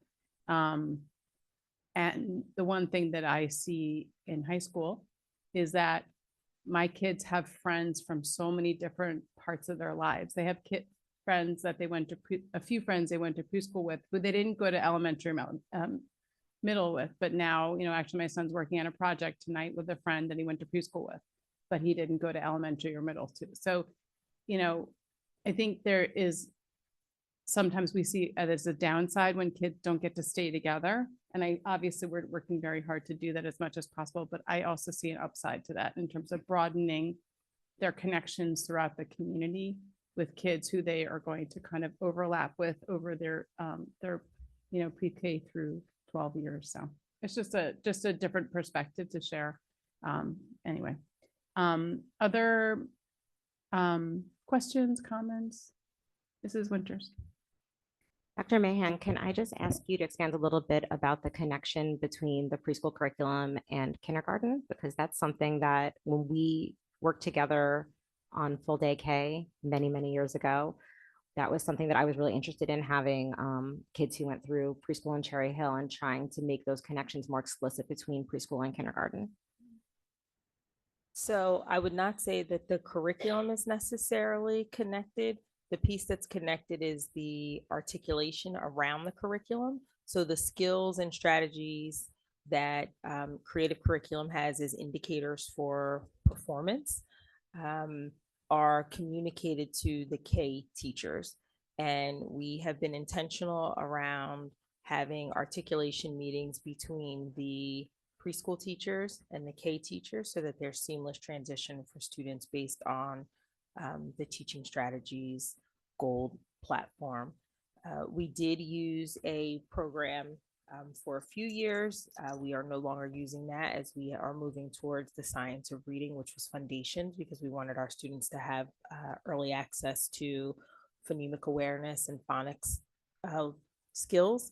So we are rethinking that now based on the science of reading and making sure that the practices that we have at the preschool align to the practices that are being implemented K-3. So language around Eureka Math Squared and math and number sense and things like that we are intentional around having our preschool instructional coaches communicate with other coaches to ensure a seamless transition. So it is not the same curriculum. Like, you're not going to hear me say, oh, well, our preschool students were doing mystery science today. It's not that. They are definitely using creative curriculum, and we are trying to make natural connections between what students will see at the preschool level and then what they will see at the elementary level when they enter our K program. And again, Mrs. Winters, based on your familiarity with the implementation of full day K, our preschool program is heavily emphasizes play and play-based learning, and our K program emphasizes play-based learning. So that's something that we want to continue because it supports social interactions, developmental growth, emotional growth, and then lends itself to academic growth for our students. That is amazing. I'm so excited for the increased communication between preschool and kindergarten. And I have to say that we reviewed, as you guys will remember, the outcomes from full day K through CNI earlier this year, and the impact and outcomes of full day K are phenomenal. So that was a huge win for the district. I have never seen numbers like that, 90+%, which is exceeded all my expectations for what full day kindergarten would do, although I was hopeful that it would. And I have no doubt that we're going to see the same kind of results and impact from preschool. And I look forward to continuing to follow your progress as you move forward with this giant implementation, which is going to affect so many of our kids. So thank you so much. Other board members have questions, comments? Okay, thank you. And we have yet another presentation. Dr. Morton, we have an administrative report, so I'm going to turn it over to you. Yes, we have an administrative report. It will not be long, I promise. I just wanted to take an opportunity to report on the results from the district's CUSAC audit that took place last year. Typically on a three-year basis, districts across the state are required to go through an audit process. It's actually called the New Jersey Quality, I'm sorry, just lost my page. New Jersey Quality Single Accountability Continuum Review, more commonly known as CUSAC. Districts are assessed in 5 key areas: instruction and program, fiscal management, governance, operations, personnel. The district is required to submit a district performance review, self-assessment initially. The county executive superintendent and our team then come out on behalf of NJDOE and verify the district's performance and operations in each one of those areas. Districts are required to obtain at least a score of 80% in each area, or they would need to input an improvement plan. Our district has exceeded the mark on each one of the 5 areas, and for this year, we're designated as high performing, and that will carry over for the next 3 years until the next CUSAC audit. Board members have questions or comments about that very brief presentation report? No. Okay, excellent. Thank you. So we will move on to, oh, I'm sorry, Mr. Greenbaum. I didn't mean to neglect you. I'm sorry, I didn't see you.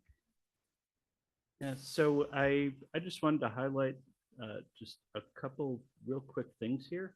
While we were rated as high performing, some of these we were at or near 100%. Fiscal management, governance, operations, I just thought that was worth calling out.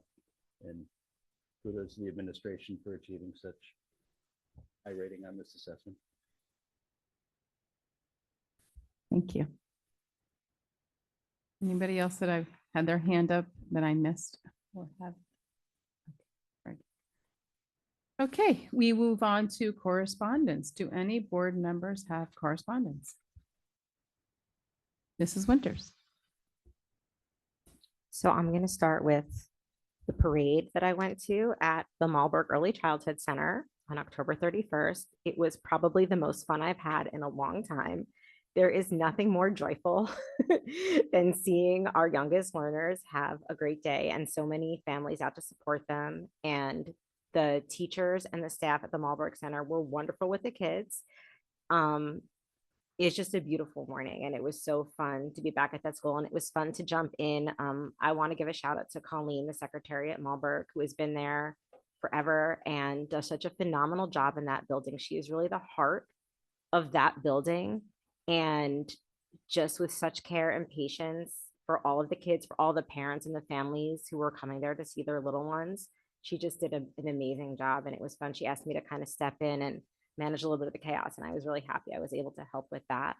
I also saw my youngest one's preschool teacher, Miss Sherry Turner, who was still there at the Malberg building, and that was kind of a delight for me to see her going forward. So that was neat. I also attended what feels like my 10 millionth parade at Russell Knight Elementary School. I feel like I've just been attending parades there forever and will continue to, but it was like a great day to see all the kids out in their costumes and enjoying themselves. The following week, I went to the Zone PTA breakfast at High School West, which, as you all know, if the West culinary kids are catering it, I'm 100% showing up. There is no chance I'm not going to be there because it's always an amazing time. It was great to network and chat with PTA members and administrators from across the district and catch up and hear about all the cool things going on in all the different buildings. So that was really neat. So thank you to the kids at West for feeding me as always. I always appreciate it. And thank you to everybody who stopped by. I just wanted to highlight 2 other things that I went to as a parent. I went to the fall preview concert at High School East, which is just really neat because each musical group gets to perform one piece. So you really get to see the breadth and scope of the music program there. So that was a really fun night, not just to see my kid, but to see everybody else's kids too, and see the wide variety of musical talent at High School East. And I also went to the final playoff game that Cherry Hill East was in this year. It was such an amazing night to be out with the team and the band and the cheerleaders. It was very sad to me that they lost, but I could not believe how High School East showed up to support their team. The away stands, you couldn't breathe. They were so packed. There were kids all the way around the stadium shouting for their team. It was just really wonderful to see the school spirit that was there. I saw Mr. Finkel there as well as other staff members. And even though it was heartbreaking that they lost, they just had a phenomenal season. I think the best since the 1990s is what I heard. So just say I went as a parent, but just to really commend the East community for rallying together around their team this year. It was just a really fun night, despite the loss. Okay. Other board members have correspondence? I just would say I also attended, it's been a few years, but I went back and attended the Halloween parade at Stockton Elementary and saw a bunch of adorable kids and got to reconnect with some of the staff and teachers. Not that many left since my kids were there, but some still there, and it was very joyful. It's a quick couple rounds of a parade, but really sweet. And then I also joined Mrs. Winters at the Zone PTA breakfast, which is always a great opportunity to connect. Along the same lines, I also went to the final Cherry Hill East soccer varsity boys soccer game, which was the same day as the football game. It was just earlier in the day. And after a shocking win that that East actually had over the number 2 team a few days earlier, unfortunately, their time ended in the playoffs. But it was nice to see Mr. Finkel and Mr. Barrow there as well earlier in the day. And that was during Friday of convention week, last week. So, I think when we continue to see all of our,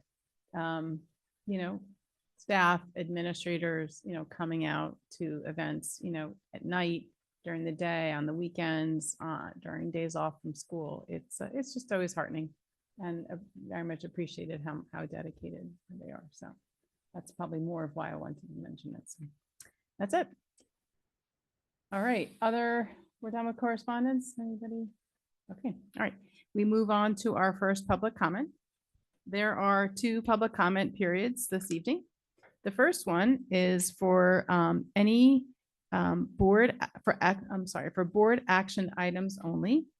Items 17 through 20 on our agenda. There will be another public comment period for any school related topic at the end of our meeting. Of course, if you are a student and you'd like me to make a comment, you may comment on any district related topic or any topic at all. You just need to please put an S after your name if you're online, or if I don't necessarily see any students in the audience, but if any students at the table want to speak, you always have priority. If you'd like to speak now, please identify the agenda item you're speaking on and clearly state your name and your municipality. We'll alternate between speakers who are here in the room and those who are online. Each speaker will be given a maximum of 3 minutes to speak, and the timer on the screen will indicate their time remaining. Public comment is an opportunity for members of the community to comment on matters relevant to the operations of Cherry Hill Public School District or within the authority of the Cherry Hill Board of Education. The board welcomes diverse opinions on relevant matters. Under established federal law governing reasonable restrictions on speech in public forums, statements which demean individual community members or groups or which are irrelevant to the operations of the school district or are repetitive will not be permitted. Community members who would like to present information not relevant to the school district are always welcome to communicate directly to the district superintendent, board president, and all board members via email or other alternative means. And we will start in the room. If there's anyone who would like to speak, please approach the podium. And there's nobody at this time, so I'm going to go to the line and Laura Ann's iPad, if you could please state your full name and municipality and the action item you're speaking on. Ann Einhorn, Cherry Hill. 17.2, the memorandum of agreement with Digital Promise. I'm a little confused. I did attend the curriculum and instruction committee meetings, and I don't remember hearing this item discussed.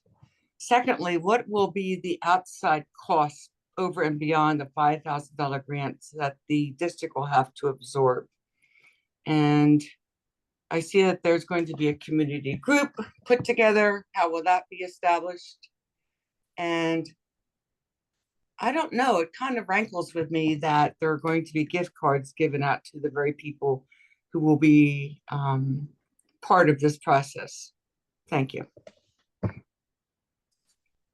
Okay, we go back to the room and there are no people at the podium, so we go back to the line. And the number is 788. Please state your full name, your municipality, and the action item you're speaking on. My name is Jeff Podowitz. I live in Cherry Hill, New Jersey, and I'm talking about 17.2. Let's imagine this get in. And I think really anyone who's listening should really go to 7.2 and read that PDF, please. No, I don't think 5. Okay, it's the acceptance of a memorandum of understanding, and please see the PDF. Where it's a grant. I don't know. Yeah, it's a grant of $5,000, which will only cover a small portion of this. I think you need to read what it says, how much we are responsible for. It's from the same organization, really, basically the same parent organization that that Dr. Morton went to California for with that meeting. Remember that? And it was publicized how great it was. I think this is the same organization, a parent organization. I think the parent organization is a business or a public corporation or something. I think they have $146 million. You could see that online. It says by mutual agreement, says a lot of other things. Really, it says, I think we're committed enough, and what's not down here is what's the cost going to be in personnel, what's the these committees, how much a program's going to cost us. None of the costs are involved in this. Do you get around that by saying this is a grant? I don't know, but I think that's really, really a question. And because costs are not in there at all. No one discusses costs. It's just that we're getting this $5,000 grant, which doesn't cover that much. So there's some question of, is there a confidentiality issue? I mean, they're going to be collecting data. What's going on with that? again, what's the cost? There's no estimate of cost. It's a grant to help offset the costs. There's nothing about that. Maybe that's why it wasn't discussed at a meeting that Ms. Einhorn talked about, because we're getting a grant. What's there to discuss? Yeah, it's a grant, or is it a discount really? Because we don't know what this is going to cost us, really going to cost us in personnel. Plus the fact it's already signed by, it turns out that that memorandum is already signed by our, dated November 5th by Ms. Sugars. It's already signed, 11/5/24. So hey, you know, but I think everyone needs to read it and question what the cost of this will be, and if there's any issue with confidentiality with this group, because what they're going to do with the information that they collect. Thank you very much. Vote no. Vote no, because there are too many unanswered questions. Much too many unanswered questions. Thank you, Dr. Thank- Potowitz. Okay, we go back to the room. I don't see any people at the podium. We go back online and there's a hand raised and it's the name Rosen. If you could please state your full name, your municipality, and the action item you are speaking on. Mindy Rosen, Cherry Hill. I'm actually also calling on 17.2. And the only thing I'll say, because I agree with what Anne and Jeff said, so I don't want to repeat. I did think it was interesting that Lynn Sugar signed it on November 5th, but then also in the PDF, there's a signature that she signed it today. So I find that questionable. Why would she have signed it on November 5th and then in the PDF also sign it today? So I also agree that you should vote no. And I would like to know when this was even discussed. Okay, thanks. Okay, we go back to the room. I don't see anybody at the podium. We go back online and I don't see any hands online. So I'm going to close first public comment. We will move on to our board work session. Mrs. Winters, can you please give the committee report for CNI? Yes, and I will try to keep it brief because I feel like the whole night tonight has been about CNI, which I don't object to, but it's been a lot of CNI. So we met.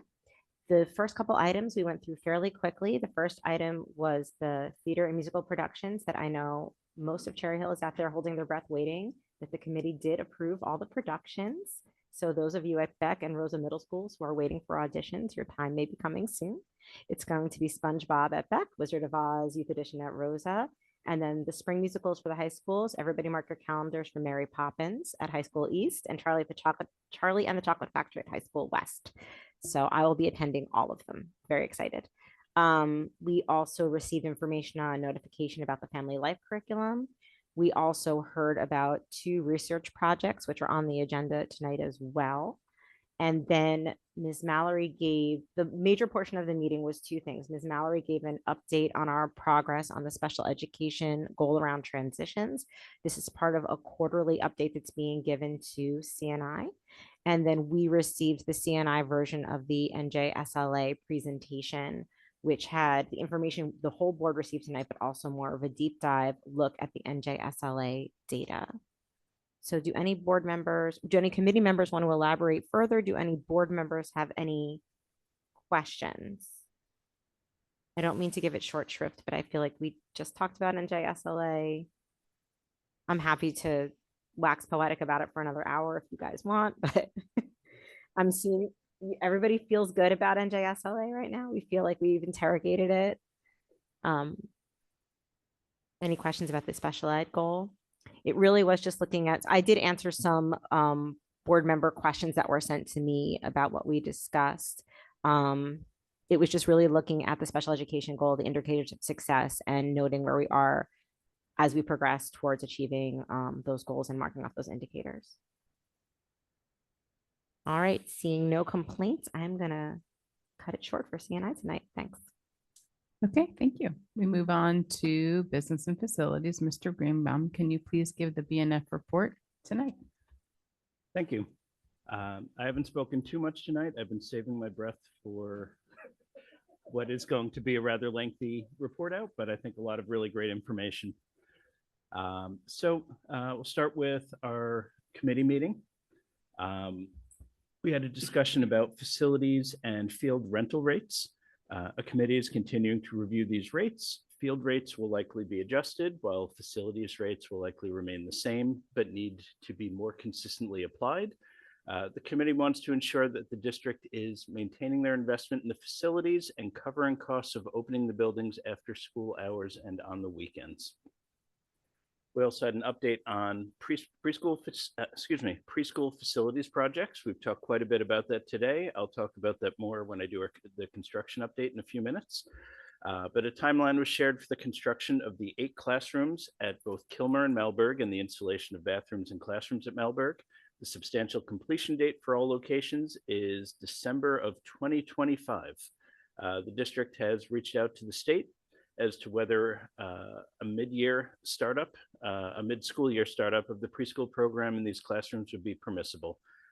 As we talked about, we actually started mid-year when we launched our preschool expansion program. The hope is that once these classrooms are ready, we can use them.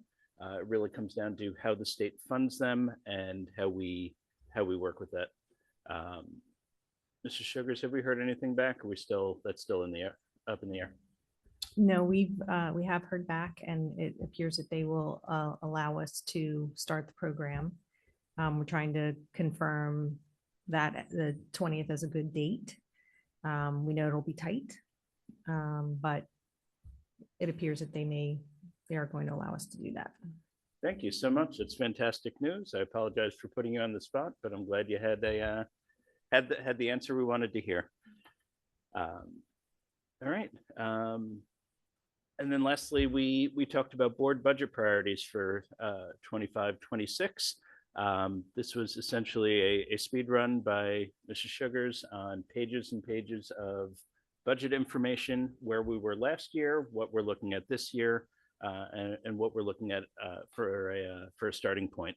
We talked about things like tax levy, bank cap, state aid, debt service, the use of stabilized school aid and capital reserves. And this information is going to be discussed further with the full board next month at our committee of the whole, where we'll start establishing board priorities for the upcoming budget year, which hopefully we actually get to go with when we get fully funded, but we'll see. Just a few additional details that came out of that. For planning purposes, Mrs. Sugars assumes flat funding, and there's some discussion whether or not to include the $3.1 million stabilized aid in that number. We talked about a 2% tax levy would bring in approximately $3.9 million. We have another 2.43% of banked cap available, which could bring in up to $4.7 million additional. And 1.3 million of that bank cap expires if we don't use it next year. That's just kind of a baseline to understand if we need to go to a tax levy to make up any budget shortfalls, depending on state funding. That's our starting point for that discussion. The tax levy associated with debt service for the bond, that's expected to increase slightly this year, and then we'll start to significantly decrease in subsequent years. So I'm sure we're all looking forward to that going down a little bit. That has nothing to do with our 2% tax levy or whatever amount we opt to go with, but it is something that taxpayers will incur. So it's something we certainly want to share. And then one discussion that came up is what happens if our state funding gets cut again and the tax levy isn't enough to close the gap. And this answer is kind of the same as we saw last year, and I'm sure years before that, where it would likely mean not implementing the new supports recommended by CNI after analyzing NJSLA data, and asking the superintendent to identify non-essential programs to cut, similar to last year, hopefully prioritizing those that have the least impact on our students and staff. I hope to not have to have that discussion, and we will wait and see what that looks like. All right, I'm going to pause here for a moment. Are there any questions about the BNF committee meeting? Yes, Mrs. Trefane. So since Adam already put you on the spot, I'm just going to continue with that. So now that we know that they'll allow us to start the program once the rooms are completed, does that mean that we'll include those prospective enrollment numbers in our budget so that we hopefully get the funding ahead of time for securing teachers, et cetera? Yes, we're hoping that's the path that it takes. Yep, good question. And I believe they are currently included in the updated 3-year plan that is on the CNI action agenda, correct? Correct. Thank you. Go teamwork. Any other questions before I move on to the construction update? Okay. Seeing none, I'm going to try to go through this as quickly as possible. This month I had 8 pages of notes, which I got down to about 2/3 of a page. So I'll try to hit some of the highlights. As always, if any board members have any questions about specific projects mentioned here or not mentioned here, I have lots and lots of notes. I'm trying to not be too repetitive or take too much time. All right, so starting with site work at Lewis and Stockton, getting ready to close out that project. There are a few outstanding punch list items, specifically landscaping, which has been delayed due to lack of rain. Nothing grows if it doesn't get water. Woodcrest and Lewis projects are now in the punch list phase. Remaining work includes striping at Lewis, handrails, and currently addressing issues with some of the slides at Woodcrest. The rest of the playground is open, possibly as soon as this weekend, but I'm not going to make any promises. But I know we had the parts were ordered and they're looking for first available weekend, weather permitting, to install it. With APRs, Lynn, looks like you're, Mrs. Sugars, looks like you're ready to share. We'll start with some pictures and then I'll hit some highlights.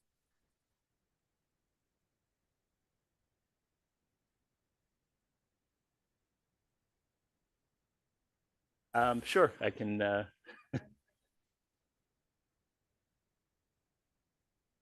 Nope, that's okay. If you want to just kind of go through it quickly and then hand it back to me when we're done, if you don't mind. Sure. So this is from Barton. Barton is coming along here. As you can see, they're doing the brick and the vapor barriers there. So that project is moving along well. Johnson, our one yellow building, is moving along as well. These are some of the internal pictures, some of the ductwork, HVAC work that is happening there. And then you can see the wall panels and the yellow brickwork there that's happening there at Johnson. And then at Kingston, as you know, Kingston is ours that is the furthest along. They are working internally at this point. We have some of the electrical panels here and the playground equipment has been installed. And we are waiting on the port in place surface to be implemented as well. And then at night, which is, I guess, the next furthest along, we have some of the playground equipment there. And the call walls have been installed and we are now moving into the internal interior work that's going to be done there. At Man, we have the call walls up, the windows are getting put in, masonry work is being completed. And so they can start, you can see a pattern here where they're trying to get to the point where they can be doing internal work as the weather starts to turn. Sharp is the last in the progress of the building. So we have started the masonry work there. We're putting up some of the steel is up and that's been painted. The masonry is underway. So that project is moving along as well. Okay, thank you very much. One thing I'll point out, you kept seeing the word call wall windows. We learned about them in our last construction update. The windows are actually translucent. They're insulated. They give lots of really great natural light, but no glare.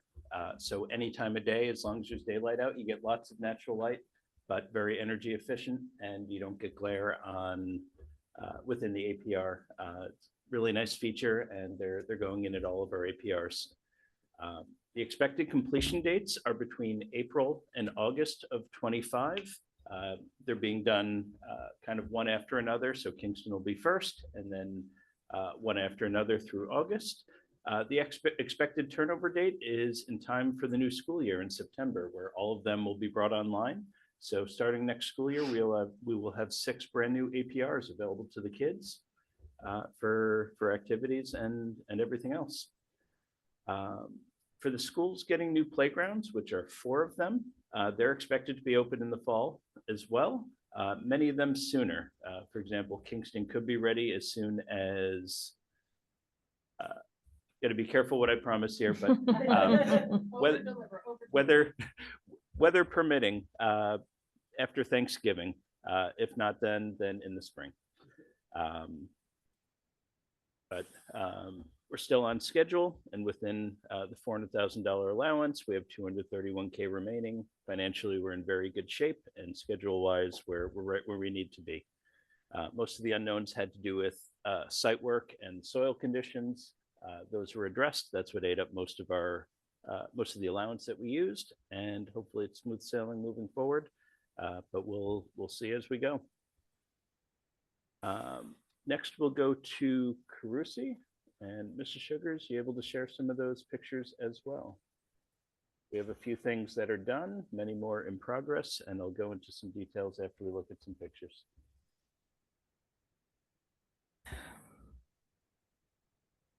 So just quickly a reminder, phase 1 is what we worked on this past, starting in the summertime. We're wrapping that up now.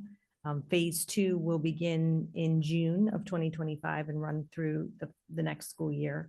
Phase 3 will be in June of 2026 and run through 2027. And phase 4 will be 2027 through 2028. So it's a very long project. Same contractor for all 4 phases. And let's just show some pictures. So this is the gym. That area, the gym lobby has been turned over. The gym is open, but we're still working on punch list items. You can see the bleachers. We had talked a couple weeks ago about some issues that we had with the bleachers. Those issues have been resolved. And you can see there, the bleachers are there. We will be installing a curtain that will divide the gymnasium into 2. And then the gym lobby, you can see as well, with the bathrooms there was updated. So we're happy to have those spaces come back online soon. And then these are the lobby toilet rooms. And then underneath of that, you can see the lockers. Anyone who had been in those lockers knows that anything is an improvement from what was there. So we're very excited about updating that space as well.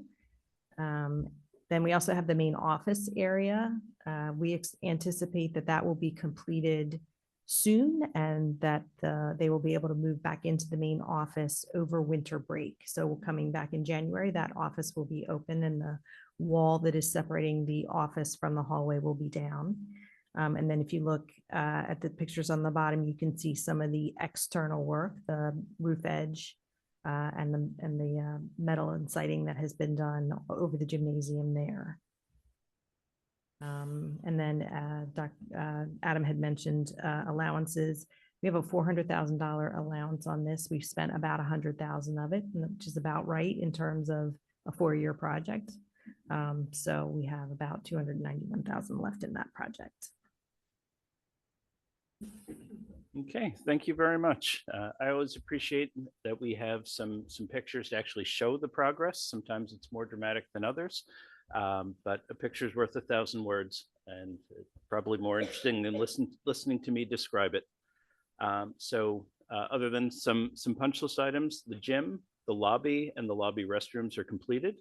The boys and girls locker rooms are expected to be available to students after winter break. The main office should also be available to staff after the winter break.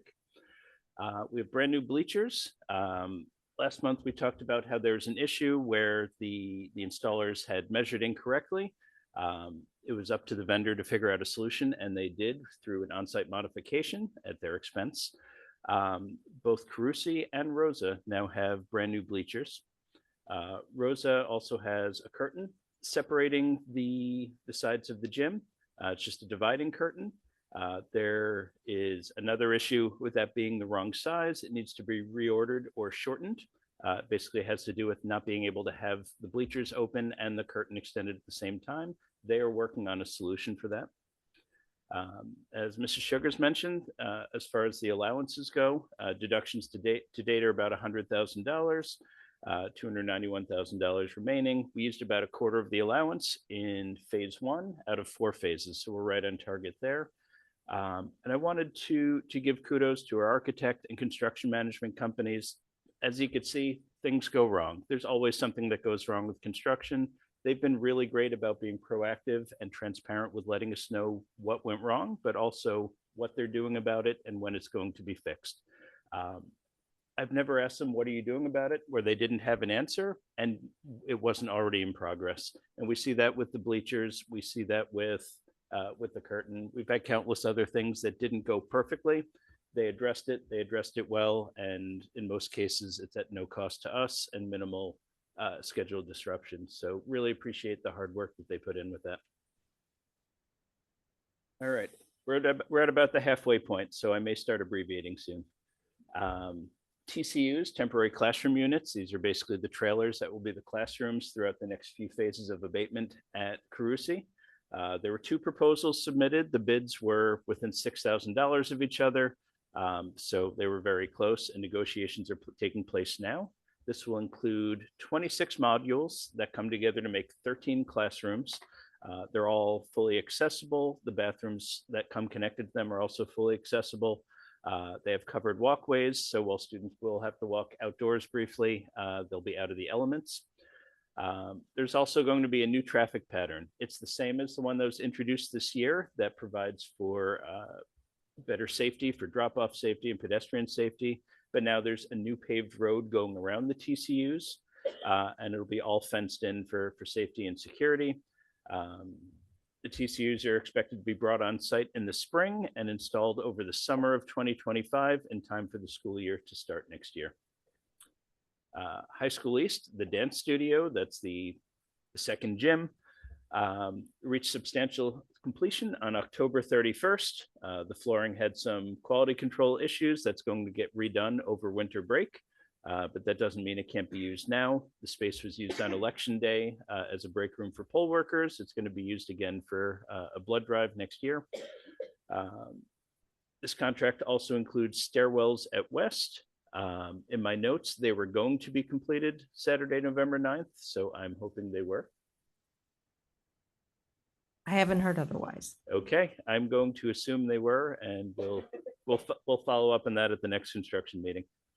It's the catch to having a week and a half lag between when I meet with them and when I report out. Preschool additions at Malberg and Kilmer. Started site clearing at Malberg in October. Construction fences up at Kilmer. The drop-off traffic pattern at Kilmer should be slightly modified starting this week to accommodate that. And the preschool additions are expected to be completed December of 2025, as we just talked about. And the district reached out to the Department for guidance, and we already talked about that. It looks like we will be able to use those classrooms in January, so we'll stay tuned for further details. But that is 240 more seats across 16 classrooms. That's amazing. And lastly, we'll talk about Rosa. The next phase of construction there went out to bid on November 4th, and bids are opening December 10th.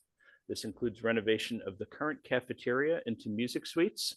There's going to be a new cafeteria in the back using the same kitchen, a security vestibule, and moving the front office closer to the main entrance. The cafeteria / APR, the new cafeteria / APR will be able to be used as event space with its own new accessible bathrooms.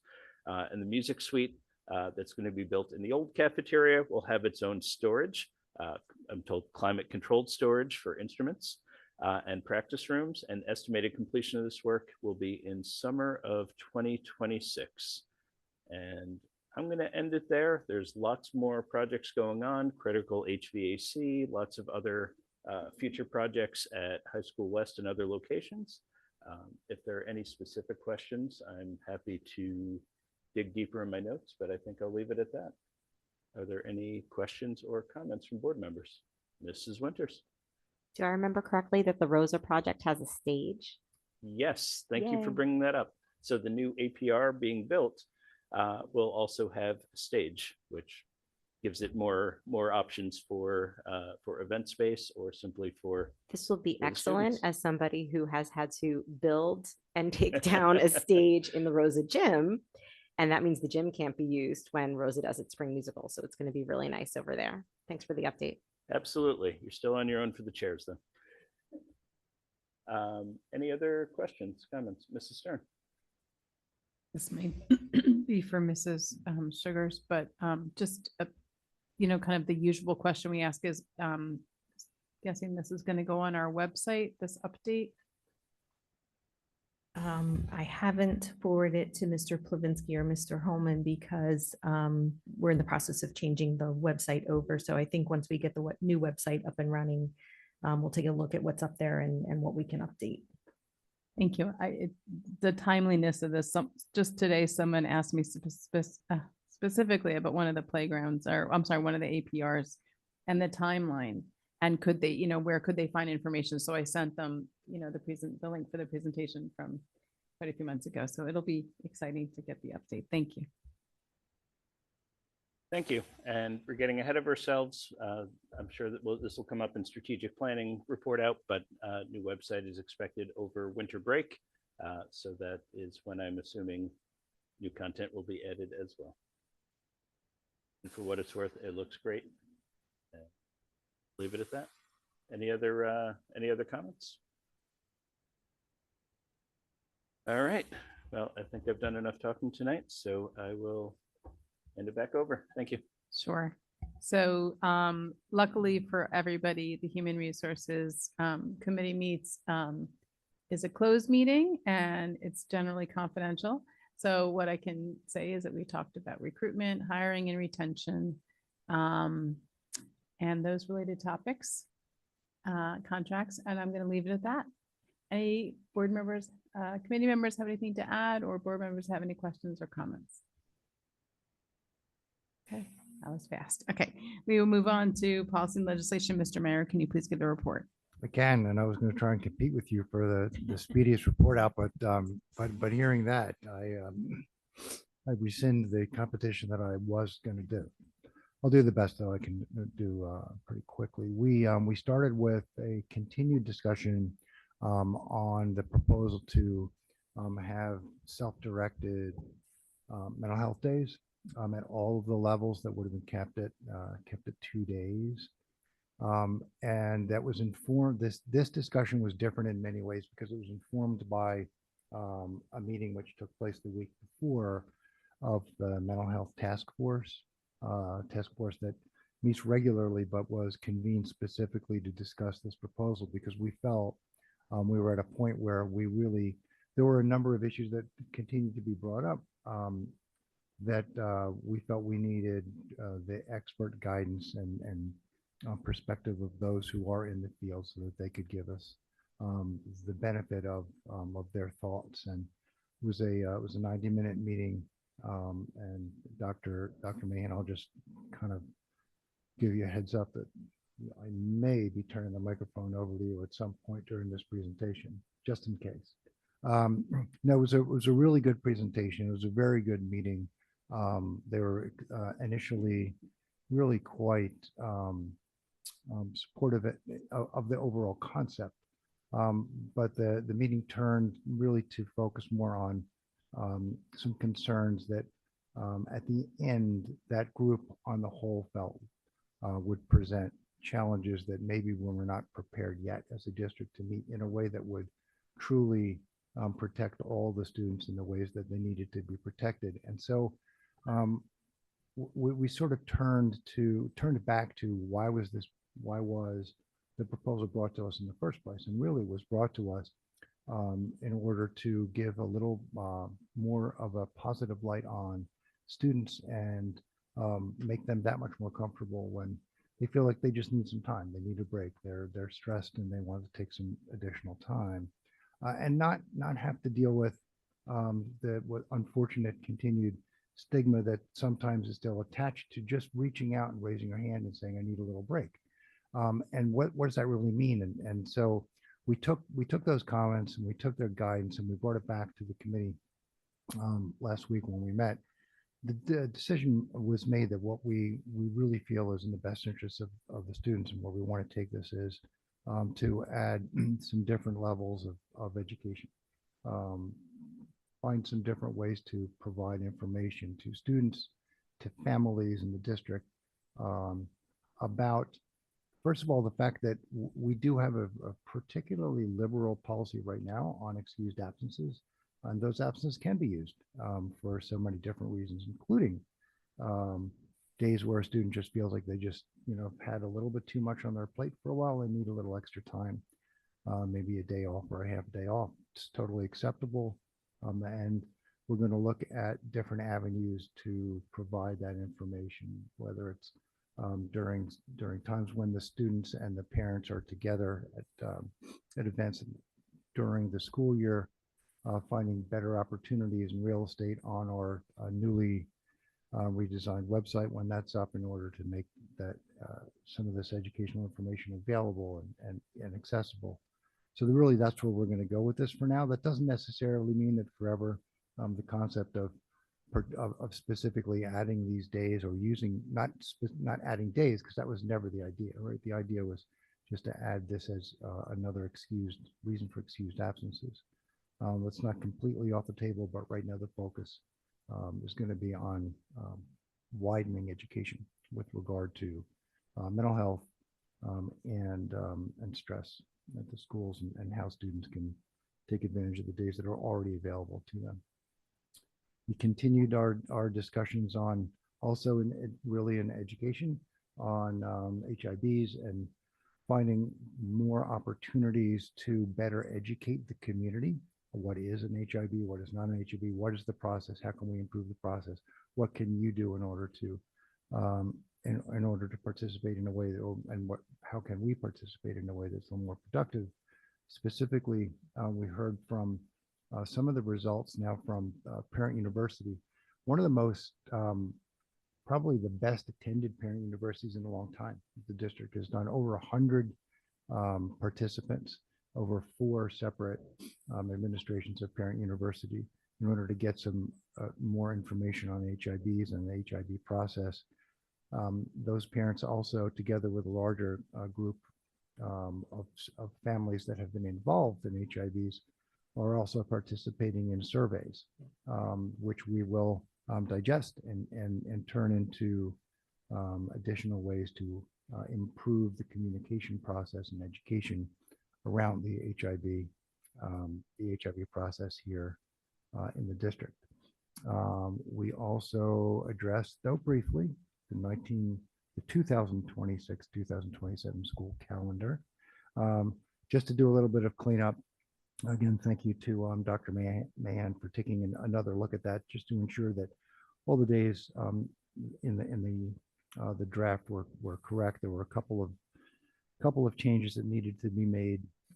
Those were made. It's my understanding the 26-27 calendar is up. If it's not, we believe that it can be posted, and continued commitment that we're going to get additional input from labor management, just to make sure that they are, that they're good with the minor changes that we made. The last thing that we discussed, these weren't policies, these are regulations attendant to policies, address the need for the district to implement forms. For instance, when a student is involved in some sort of whether it be controlled substance or medical issue that requires that there be intervention on behalf of EMS.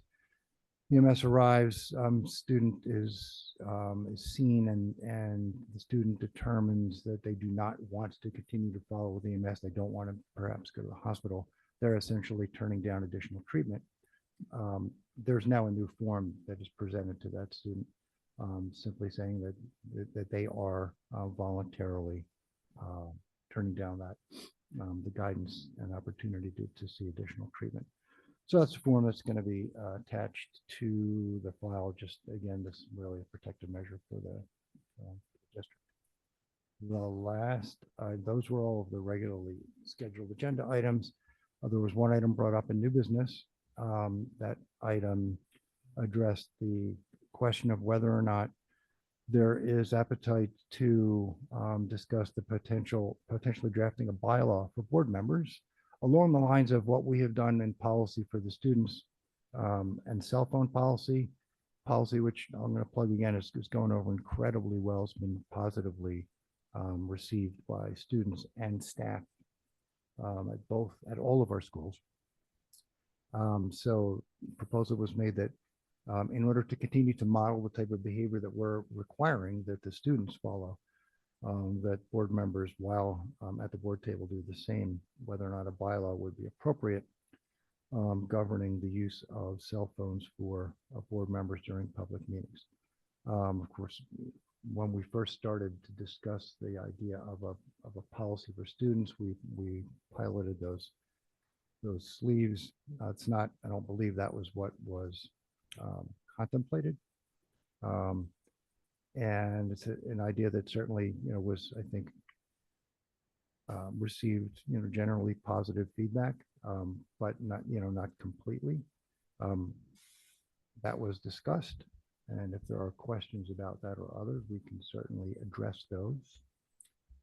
I believe that covers everything that we talked about at P&L. Any other P&L members have any comments? Did I leave anything out? Did I mischaracterize anything? Any board members have any questions? Dr. Root. I just wanted to clarify, you said that right now, because we do have some kind of flexibility in the days off and the reasons for days off, like, sorry, not days off, but excused absences, that we're not currently thinking about adding mental health days per se. Could you? Not adding mental health days as a drop down, as we talked about adding that as another reason to take off. So for instance, a student is off for a doctor's appointment or a college visit. There's, they fill that window in on the form. The idea had been we would add that as another specifically excused absence would be a mental health day or stress day, whatever those terms were.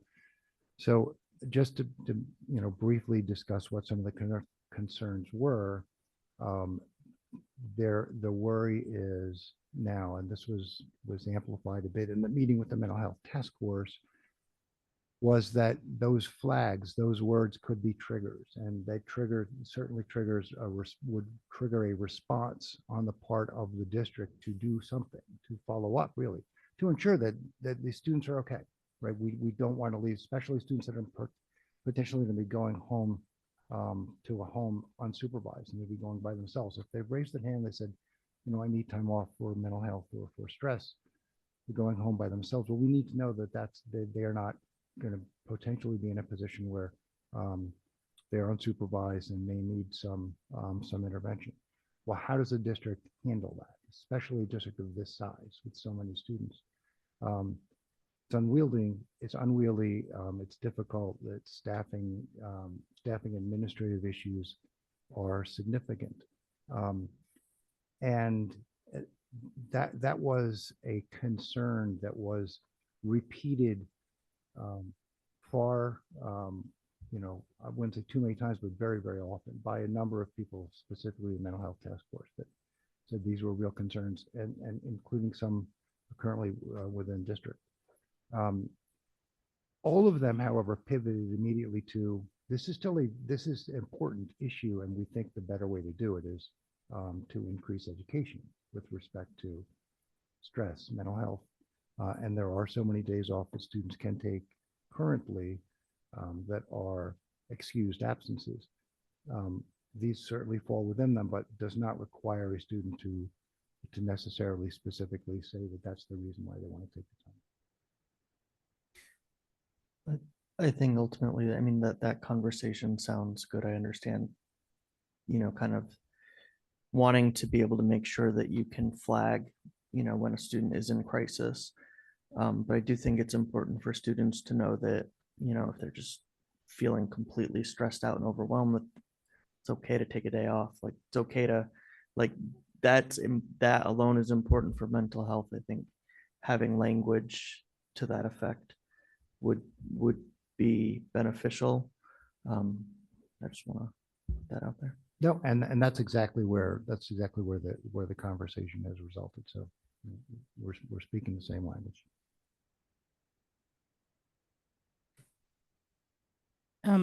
I, Dr. Reed, I think like so many other things that we deal with that come up. What sometimes seems very straightforward, turns out like there's so many more layers. And I just to emphasize, because I was on the meeting as well, and this is my line of work, hearing the really strong, quickly, raised concern from multiple people about the logistics and the safety issues of monitoring and supporting students who may not just be feeling stressed out. There may be something much more concerning going on for them that would trigger their desire to go leave school and take a mental health day. There just was like so much to that. So yeah, definitely, a lot to still look at. But I think to your point, even having the discussion, making it known publicly that this is really important, that mental health is just as significant a reason for students, to sometimes take a day, and is absolutely under the same category as other, absences, or need for absences is, I think, a good start. So at least we're there.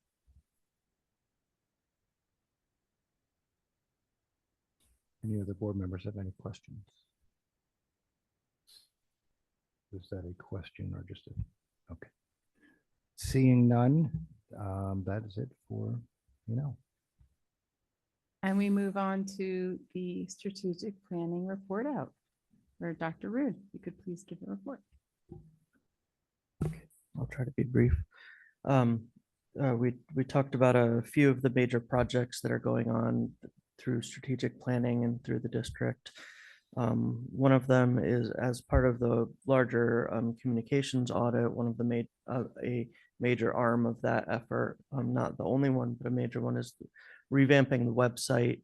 Mr. Blavinsky provided some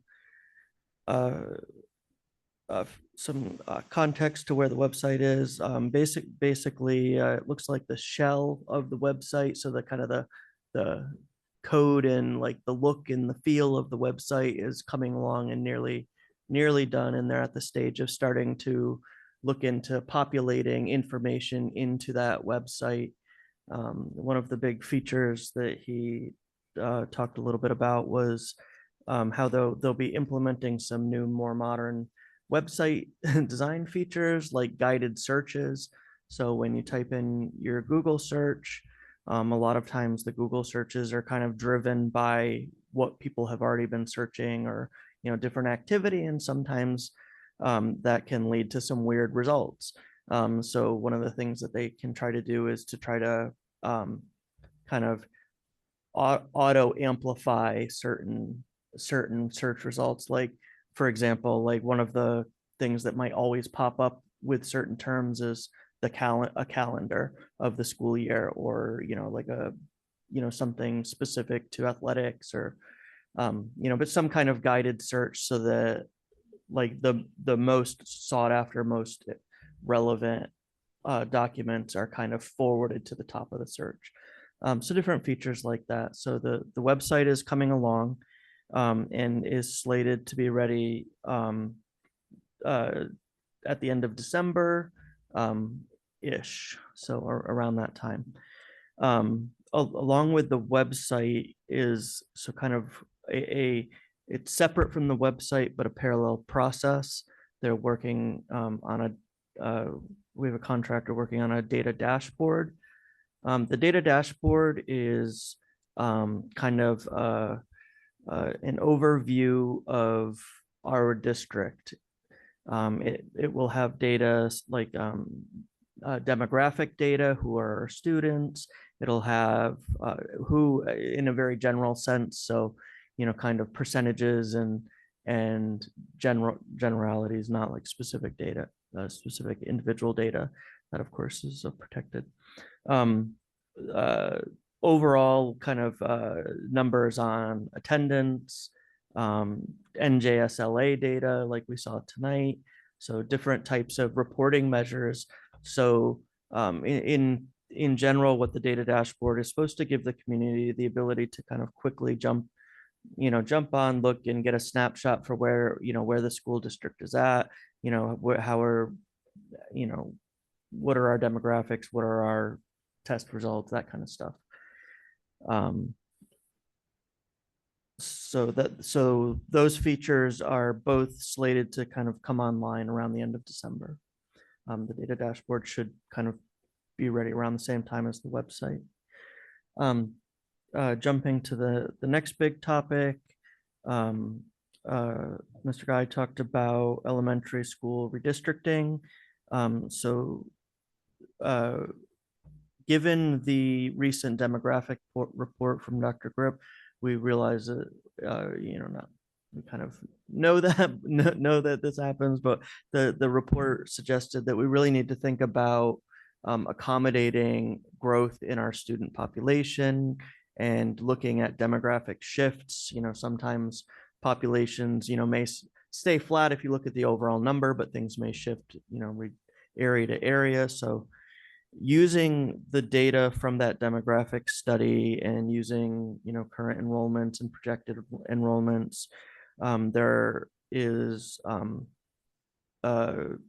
multiple groups working on coming up with a plan for elementary redistricting to bring forward to the board. One of the things that came out of kind of some of the community panels and administrative panels is that we really need kind of some additional technical support in filtering through the many data points. So the district is once again reaching out to Dr. Grip for some assistance with looking at how to possibly draw boundary lines, what to look at in terms of what would happen if we used this building or that building. And he's going to be looking at a lot of different scenarios, but ultimately he will provide a report back to the district and back to the committee, so that they can reconvene with that updated kind of information to kind of try to finalize a plan to present to us. There is nothing set in stone with elementary redistricting. So the next things that I say are only theoretical and are currently being studied both through committee and through Dr. Grip's work.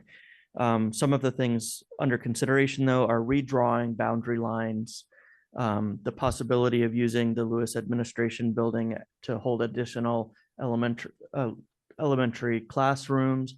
That of course would become with a rehousing of administrative staff.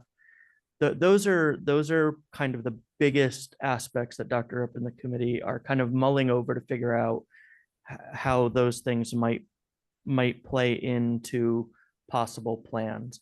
But there's an awful lot of work to be done, and they're expecting, because of the additional work that Dr. Grip's going to do, they're expecting this for the recommendation to maybe be delayed a little bit. And I think right now they're looking at possibly February or March for a presentation to the board. And the just kind of a guiding principle of all of this is that they're looking for a full implementation of the elementary redistricting plan. Like I said, there is no plan as of yet. It's being studied, but whatever plan is eventually decided upon, the idea is kind of a complete implementation by the 27-28 school year. So this is something that we're doing, planning for the future, not necessarily, trying to cause chaos now, prevent chaos later. So that's it for elementary redistricting. And then finally, Mrs. Roscoff gave some information about the strategic planning process. So the strategic plan is, so the district has a strategic plan, like what are our vision and what's our vision and goal? Where do we want to go? Where should the district be in 5 years? and that plan is about to expire. And so the district is doing the work and working with a contractor, Hanover Research, to look at all constituent groups and get feedback and come together with a recommendation for a strategic plan for the district. And this is kind of an all-encompassing type of thing. We didn't really talk about too many specific parts of what the plan will be. One we did talk about a little bit is that part of this planning process is the idea of portrait of a graduate. And we've talked at the board about portrait of a graduate multiple times over the years, but it's kind of the idea that one, we want to kind of have an idea as a district, what are we aiming for? What do we want our children to be able to do? What do we want a graduate from Cherry Hill to be like? And that's not a singular thing. Of course, we have kids who are destined for Harvard and kids who are destined for trades and everything in between and all around. So that portrait of a graduate is a little bit more of an expansive idea, but it's in my mind, putting all the things together to kind of figure out like, how can we do the best for each of our kids and create a plan that's going to provide good pathways for as many of our children to succeed as possible. So that that portrait of a graduate part of the strategic plan. Let me see, one of the things that they have been working on in their most recent strategic planning meetings is working on mission and vision statements, trying to define those guiding principles that the district wants to hold to, and kind of thinking, do we want to, I think things that we want to change and update from the past plan and coming up with new ideas. Let me see, the strategic plan is, let me see, the next meeting's in January. One of the big things that's coming up, I believe, I know somebody at the table will correct me if I'm misspoken, but there's a lot of community feedback opportunities that are still to come in this process. Exactly what types of feedback opportunities, I don't think they're all fleshed out quite yet, so I won't comment on that, but if somebody else with more wants to, that's great. And I think we had a little confusion about dates, but I think at the end, the kind of theoretical presentation date is scheduled in June. And this whole strategic planning process is meant to be completed and implemented for the 25-26 school year. And I think those are the biggest parts of the notes that I have there. So at this point, I will turn it over to questions or additional details from committee members, if there's anything. Mr. Payne. Can you just go back to what you said? What would be available by February or March? I believe you said there was something. So by February, March, so between now and that time, Dr. Grip is going to be looking at the demographic data in some slightly different ways. So he's not just looking at the data he's done, he's running some different projections and looking at, he's going to provide information back to the elementary redistricting committees to looking at what would happen if we drew the boundaries in different configurations. Like, what do we get out of that? How do things change if we incorporate the Lewis Administration Building as an elementary school? So those are things he's considering. That is supposed to be delivered, I believe, probably in January. And when we were originally expecting some feedback to the board in January, but because that Dr. Grip is going to be doing this additional work that'll be presented in January, the presentation to the board will be pushed till February or March. And so I'm just looking at our goals. So I don't know if you discussed this or know the answer to this, but that'll be the initial recommendations by that time. And then, so will our final plan be pushed back as well then? I believe it's that February, March is the initial recommendation, and I'll have to pass it off to somebody else to talk about when final implementation might start. Sure. So I have lots of this stuff in my notes. I write down lots of dates just so when people want to know when things are happening, I can share that with them. So when we did our initial demographic study with Dr. Grip, one of the services we did not do at the time were specific redistricting scenarios.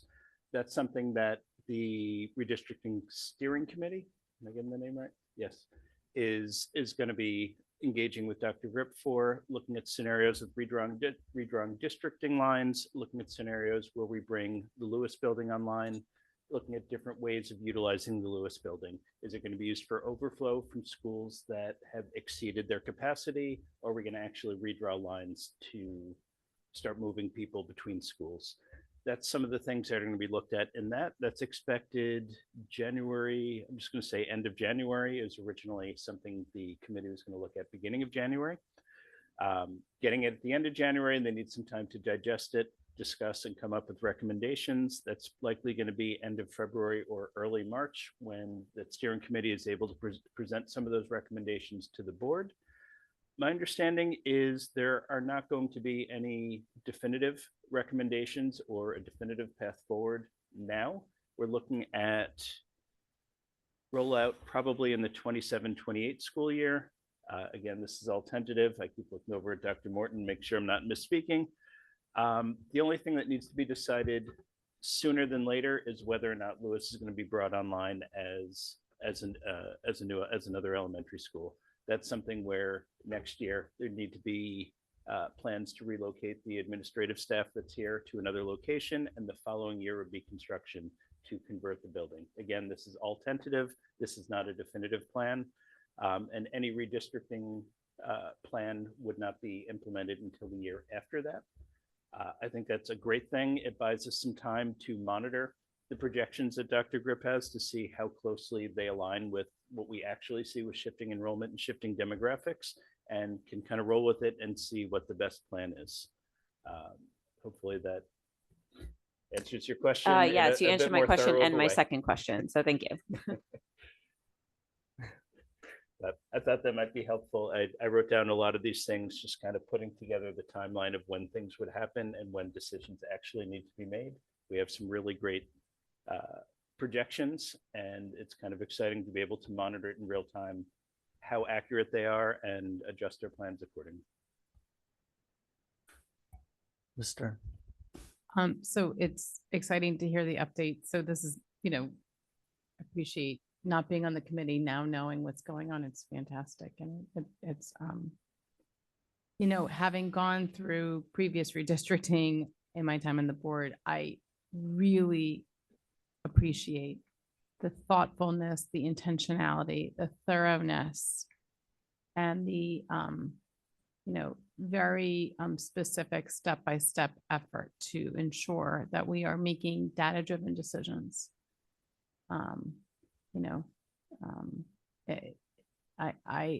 It's definitely like a longer runway. I think that benefits us. Sometimes we want to be extremely agile. Sometimes in something this big, we want to be very thorough and thoughtful about how we're doing this. Doing it the right way as much as possible. So thank you. Any other questions? Looks like no, so I'll pass back to you, Ms. Stern. Okay, thank you. We're going to move on to our special action agenda. And I'm going to ask Mrs. Winters to please move the CNI agenda. Of course. Superintendent recommends and I move the following. 17.1, approval of attendance at conference and workshops for the 24-25 school year. 17.2, resolution approving the acceptance of the memorandum of understanding. 17.3, approval of master's research project. 17.4, approval of doctoral research project. 17.5, resolution approving the 2025-26 three-year preschool program plan and annual update submission. Do I have a second? Mr. Mayor, are there any questions on the CNI agenda items? I would like to ask a question on the CNI agenda items. Dr. Morton, can you just provide a little bit of background on agenda item 17.2, which is the memorandum of understanding?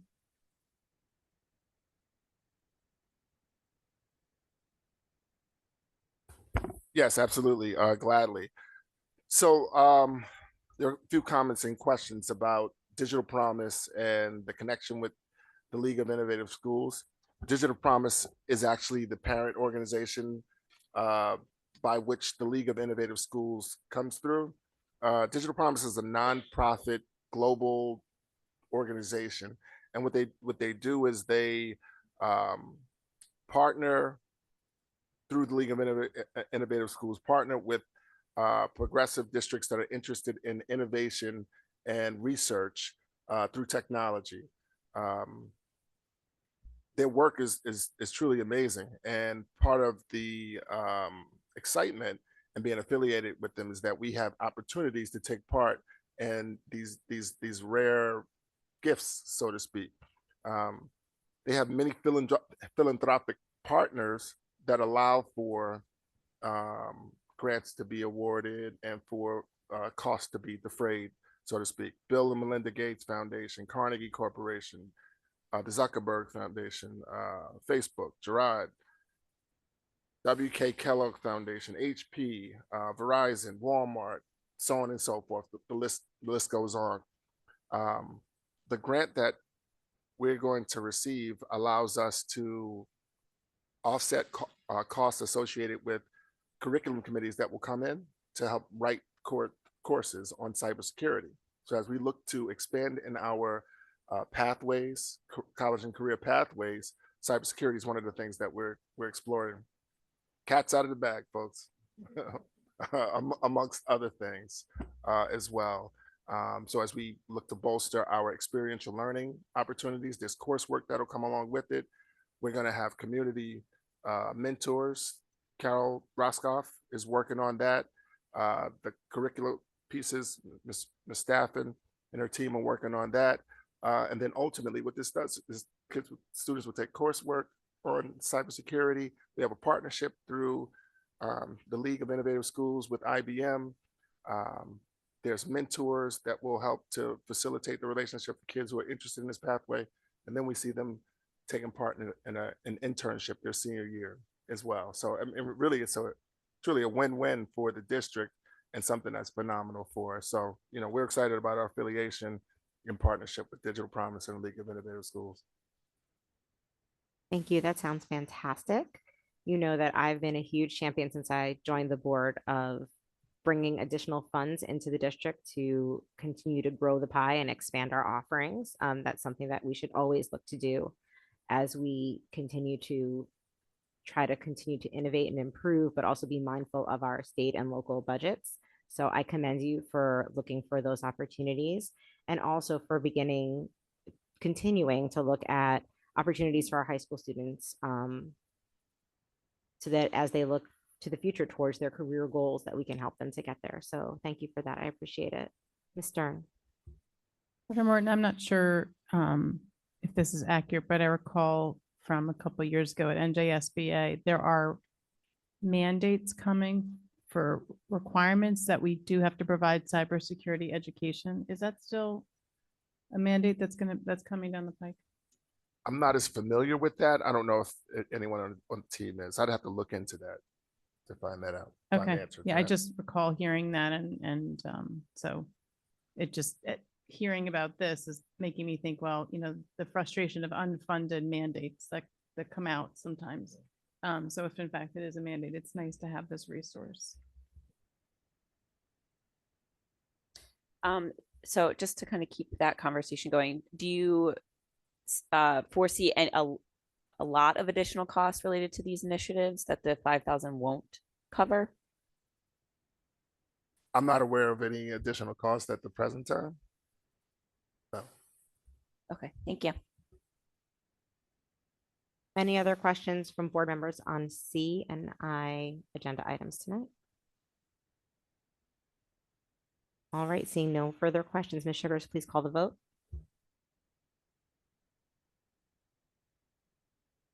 Board members, you may cast your votes. Mrs. Sugars, I bolted out without my computer tonight, so I'm gonna voice vote tonight. I'll vote yes. I'm a no on 17.5.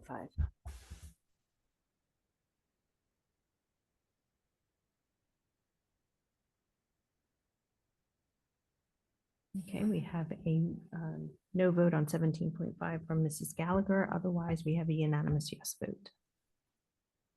Okay, Mr. Greenbaum, can you please move the business and facilities agenda? Thank you. The superintendent recommends, and I move the following. 18.1, approval of bill lists. 18.2, resolution to close dormant special revenue fund 20, other local projects accounts. 18.3, resolution for the award of bids. 18.4, copy of submission of comprehensive maintenance plan and M1. 18.5, resolution authorizing acceptance of the fiscal year 2025 Teach STEM classes in non-public schools grant. 18.6, approval of donations, which I always like to read aloud. There's a donation from the Cooper PTA to be used for grades 2, 3, and 4 field trips at Cooper Elementary School. So thank you very much for that. Do I have a second? Mrs. Stern, any questions? Seeing none, Mrs. Sugars, please open the voting. Board members, you may cast your votes. Mrs. Sugars, on item 18.1, bill list 3, I have to recuse myself from the ESS invoice. Otherwise, yes on everything else. Mrs. Sugars, I'll vote yes. Okay, other than Mr. Mayor's abstention, we have a unanimous yes vote. Okay, superintendent recommends, and I move the following. 19.1, termination of employment certificated. 19.2, termination of employment non-certificated. 19.3, appointments certificated. 19.4, appointments non-certificated. 19.5, other compensation certificated. 19.6, salary change, assignment salary change certificated. 19.7, salary change, assignment salary change non-certificated. 19.8, contract renewals certificated. Do I have a second? Mrs. Winters, are there any questions or comments? Mrs. Winters. She's not here tonight, but I'm sure she's listening. I want to commend Miss Lieber. Looking down the appointments, I see a Malberg special education preschool teacher and, drumroll everybody, a world language teacher for the elementary schools. So I just want to commend the HR office for their tireless efforts in recruiting great teachers for our districts.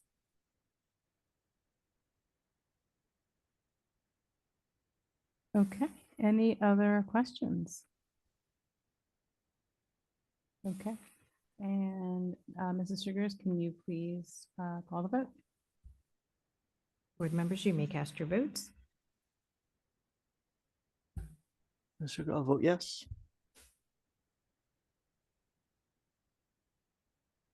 And we have a unanimous yes vote.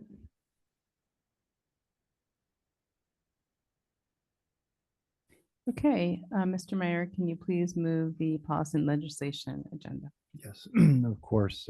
Superintendent recommends, and I move the following. Item 20.1, approval of harassment, intimidation, bullying investigation decisions.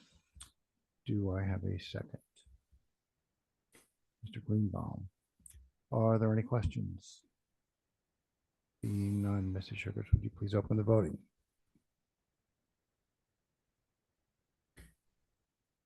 It sounds like there was only the one item, and I'll abstain from that as I was not at the meeting to discuss those. Yeah, other than Dr. Rude's abstention, we have a unanimous yes vote. Okay, thank you. We move on to new business. Do any board members have any new business?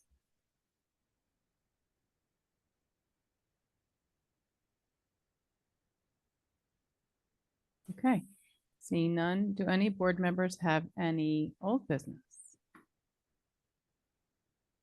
I actually have an item. Dr. Morton, last meeting, there was a public comment made regarding an Oprah request and student names. And I'd like to ask if you could please provide any further information or update about that topic. Yes, absolutely. So last meeting, there was a comment relative to information that had apparently appeared on Oprah Machine website. So following that, we then had an opportunity to do some research on that and just sort of figure out what happened. So essentially, an Oprah request was submitted to the district in August of 2023. The Oprah request came through the Oprah Machine, oprahmachine.com website on behalf of an organization. They asked for a number of information. When the information was provided to them a few weeks later, the information was redacted, but it was redacted in PDF format. We later learned that that redaction in PDF format was able to be undone or to be viewed in HTML format. A request was made by the district to have that information taken down and replaced. And then again, as we just said, last meeting, we learned that that was not the case. Thank you to Mr. Green for his efforts and working directly with that organization in the days following the disclosure of that information. We were able to have the information officially removed, and a confirmation that the information was removed on October 30th. Well, actually, I'm sorry, October 30th, I believe the correspondence from Mr. Green went to the organization. November 4th, we learned that the information had been removed. He continues to work with the organization to make sure that that information is destroyed and not shared with anyone else. On November 5th, when we learned the information had been removed, I sent a letter from my office to all those who we knew, whose names had appeared. I think there were about 92 names that had appeared on the list that we were certain of, and there were also an additional 82 names that we were uncertain if their names appeared, but we thought it wise to send the information out to those families as well. So a letter from my office went to them. I've spoken with several families, who have had follow-up questions and concerns about things. Again, thank you, Mr. Green, for following up and ensuring that the information was removed. Thank you for explaining that. I'm not even sure what that means from PDF to HTML. I'm sorry, I don't have that level of technical expertise. Mr. Plavinsky, you can laugh at me all you want. I do not, it is not my area of expertise. So I appreciate, however, all of that information and the swift action that has occurred since that topic has been brought to your attention, Dr. Morton. Appreciate that. I appreciate the update. Okay. Other old business for any board members? Mrs. Jerfain. I was just hoping to maybe ask one question relevant to the same topic. Also, thank you for this really quick action that you and everybody took in the matters. I'm just curious because this is the whole Oprah thing in general is a very new process for me. I don't know if you've all looked into steps forward on how to potentially prevent things like this from happening in the future, but are you able to give any comment related to that at all? Yeah, that's actually a very good question. So I think, overall throughout the, system-wide, we'll explore opportunities for training all of our administrative staff and, the full team, team here, team in the buildings as well, on just, the redaction of information and how to best go about making that happen. If you looked at the information that was sent to them, you'd never known that it was possible for it to be converted in another format. So I think, lessons learned for us, absolutely, and moving forward, we would definitely want to make sure that the confidentiality of our students and, personal information is protected. Thank you. I appreciate that. Okay. Any other old business for board members, from board members? No. Okay. And with that, we will move to our our second public comment, I'm sorry. The second public comment is an opportunity for members of our community to comment on any matter relevant to our school district and Board of Education. If you'd like to speak now, please clearly state your name and your municipality. We will alternate between speakers who are here in the room, not many of you, but there are a few of you, and those who are online. We will alternate, the timer on the screen will indicate the remaining time you have left, and you will have a maximum of 3 minutes to make your public comment. If we have students who are who would like to speak, specifically if we have a student who is online, please do put an S after your name so that I know that you are a student. Last time I think a student put like an asterisk or something, and I didn't realize it was a student, so I definitely want to make sure. To call on you first. Public comment is an opportunity for members of the community to comment on matters relevant to the operations of the Cherry Hill Public School District or within the authority of the Cherry Hill Board of Education.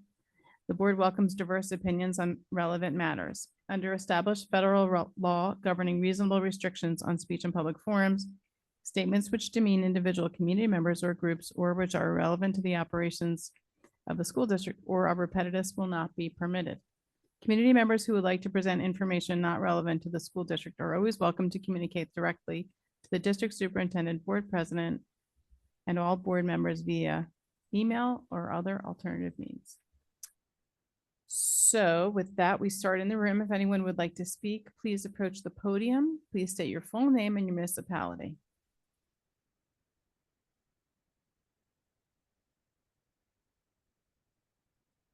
Sarah Jocelyn, Cherry Hill.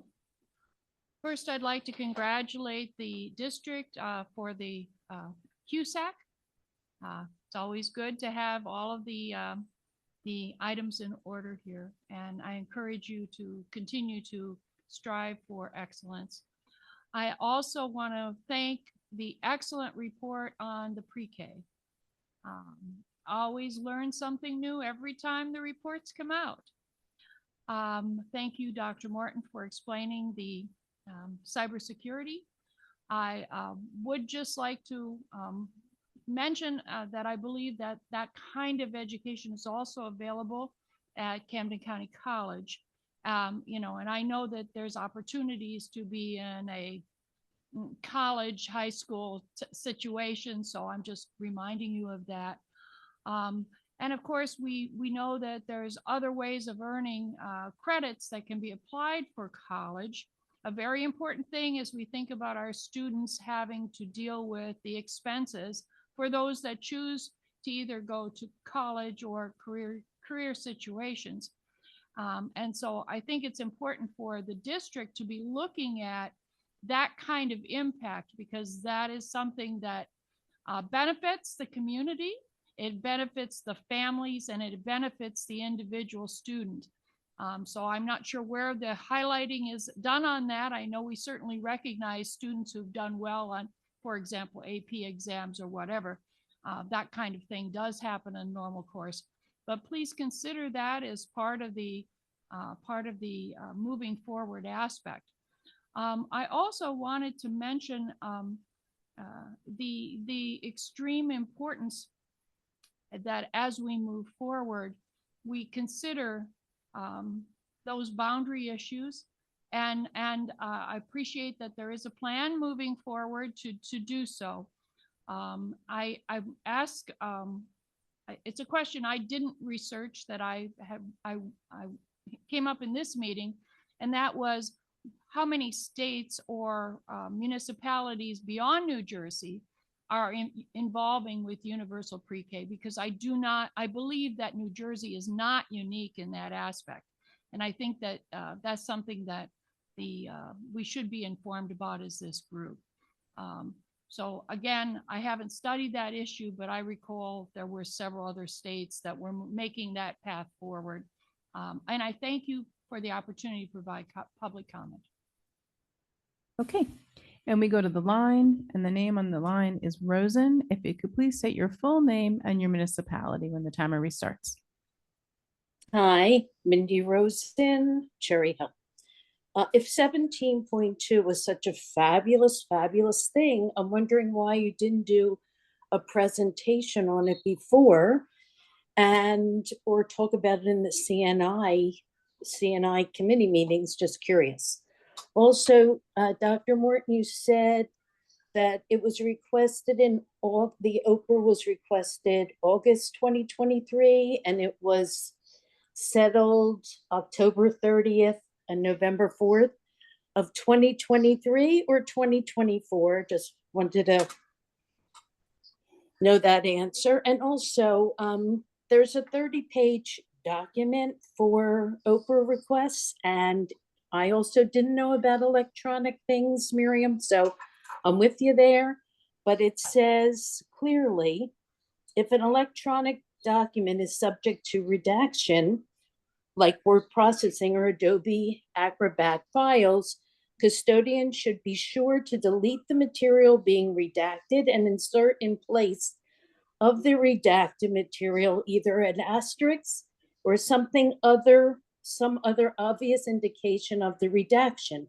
Techniques such as hiding text or changing its color so it is seemingly invisible should not be used, because sophisticated computer users can detect the changes and potentially undo the redaction. So I just wanted to put that out there, and I would like to know the date. Thank you. Okay, we go back to the room. If anyone else would like to speak, please approach the podium. Please state your full name and municipality when the timer restarts. Rick Short, Cherry Hill. You got to give credit when credit is due. Dr. Morton, it sounds like we're moving in the right way with the cybersecurity. So thank you. I do have 3 questions tonight. One is, what makes a school academically successful? Number 2, I need to question the cognitive reasoning of our board president, Madam Stern. I also need to question the cognitive reasoning of public statements made by Ms. Roscoff. Number 3, Mr. Meyer, I'll start with this. Mr. Meyer, you just mentioned tonight that under protective measurements, a student can decline an EMT. So does that mean that if the school calls the ambulance to West, that my son or daughter can decline the ambulance and the parents would not be notified? Is that part of the 5756? I'd like clarification on that. So going to question number 2. At the last school board meeting, Madam President, you stated that there are hate groups and you're very concerned about the hate groups across New Jersey with other members. You also mentioned that some of the board members are part of, or some of the board members are part of the hate group that's joining. But please, Madam President, tell me who these hate groups are. I want to study them. I want to know what boards have these hate groups, because, you know, just like the no hate in Cherry Hill, wouldn't it be better to put 28 or 3,000 some smiley faces on every door than to warn each of our students that there's no hate in that classroom when you put these door stickers and you subliminally advertise to our children every time they walk into a classroom that there's so much hate in the classroom that they're protected? You know, and also in mental health, I mean, it just, your statements recently about all this mental crisis, I mean, you're actually causing the crisis itself, talking about hate all the time. I mean, how many more times do I have to say that? And then, you know,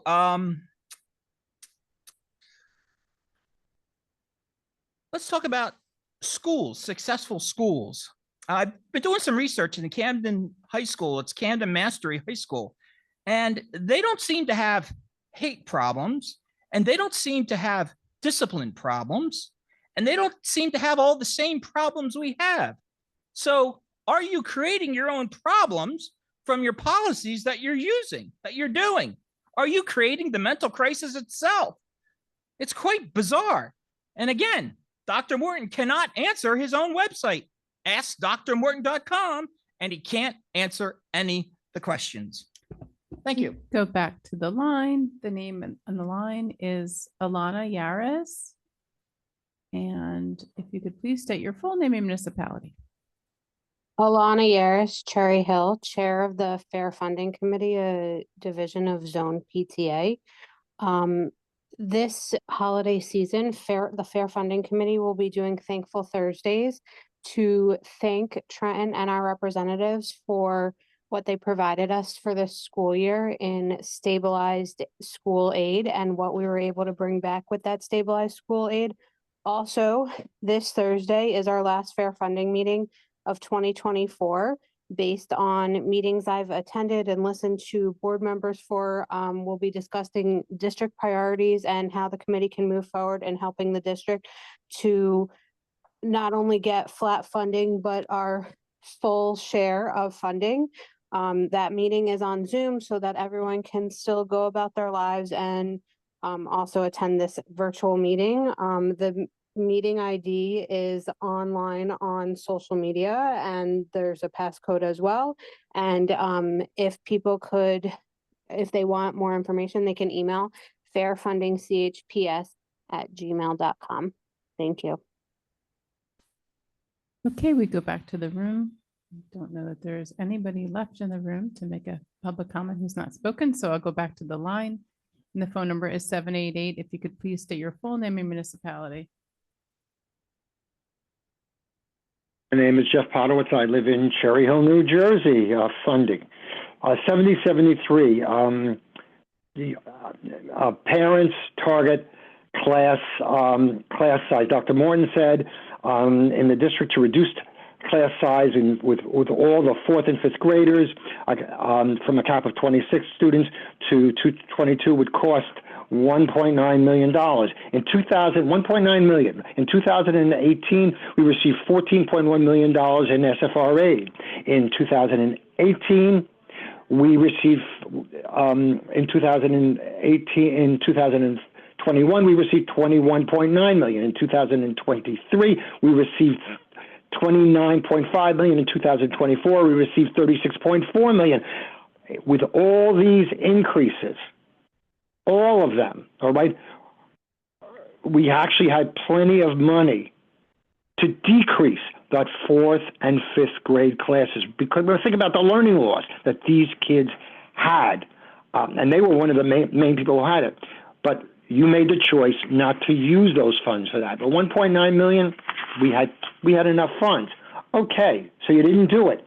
August 29, 2024, LMC equal results. August 29, 2024, in a publication of NJEA, they explained how the Labor Management Collaborative worked to obtain $1.5 million in salary guides. Our salaries, starting salaries, were low. For bachelors, we were 478 out of 498, and for masters, 478 out of 498. Again, with all the increases in state aid, all right? All those increases. And since you didn't do it for learning loss with 4th and 5th graders, you had plenty of money to increase those salaries. A lot. What the heck happened? How'd you drop the buck? The ball. It didn't make any sense. 1.5 million? Come on. And a year when our aid is cut, all these years it would increase. You didn't know that our school that you did not know that our school district was that low in starting salaries? It would have been easy. Just do it. 1.5 million. Look at those increases. You didn't do it. You didn't do it. And now you're praised for it. Does it make sense? What can you do with lobbying for increase in state aid? Well, one thing to do is to say that the state aid needs to be increased when it comes to children with disabilities. Take it out of equalization aid. Give us the full state aid. Don't let it be wealth equalized because our equalization aid will decrease. And also, last year we received for this year we received $6.1 million. That's your 3 minutes. Thank you. Okay, we go. There's no hands online. There's nobody at the podium. I'm going to close public comment. And I'll turn over to Dr. Morton for any superintendent's comments. Yes, Ms. Stern, just a few. So the dates for the Oprah request, the information came, the initial request came and the information was sent in 2023. The letter from Mr. Green and the information being taken down was 2024. I think there was a bit of confusion about refusals for EMS. The form that was referenced, that was added to the policy is for parents to complete, not for students to complete. So in the event EMS arrives and the parent, EMS arrives and the parent refuses, they complete a medical waiver form. I want to say thank you to Ms. Messias and the students from High School West. We did not mention Rocky the Musical opens on November 22nd. I think showtime's at 7 p.m. I'm over here looking at Ms. Roscoff. I think there's additional shows on November 23rd at 2 and 7 p.m. and on the 24th at 2 p.m. as well. Okay, all right, go out and see the show. It looks like it's gonna be lots of fun. One final note, tomorrow's World Kindness Day. World Kindness Day, be kind to someone. Do something to make someone else happy. I'm gonna do something to make everybody happy and say, have a good night. Have it. Very kind, thank you. And with that, I ask, do I make a motion to adjourn? Do I have a second? Mrs. Sherfain is clamoring for the second. All in favor? Motion carries, meeting is adjourned.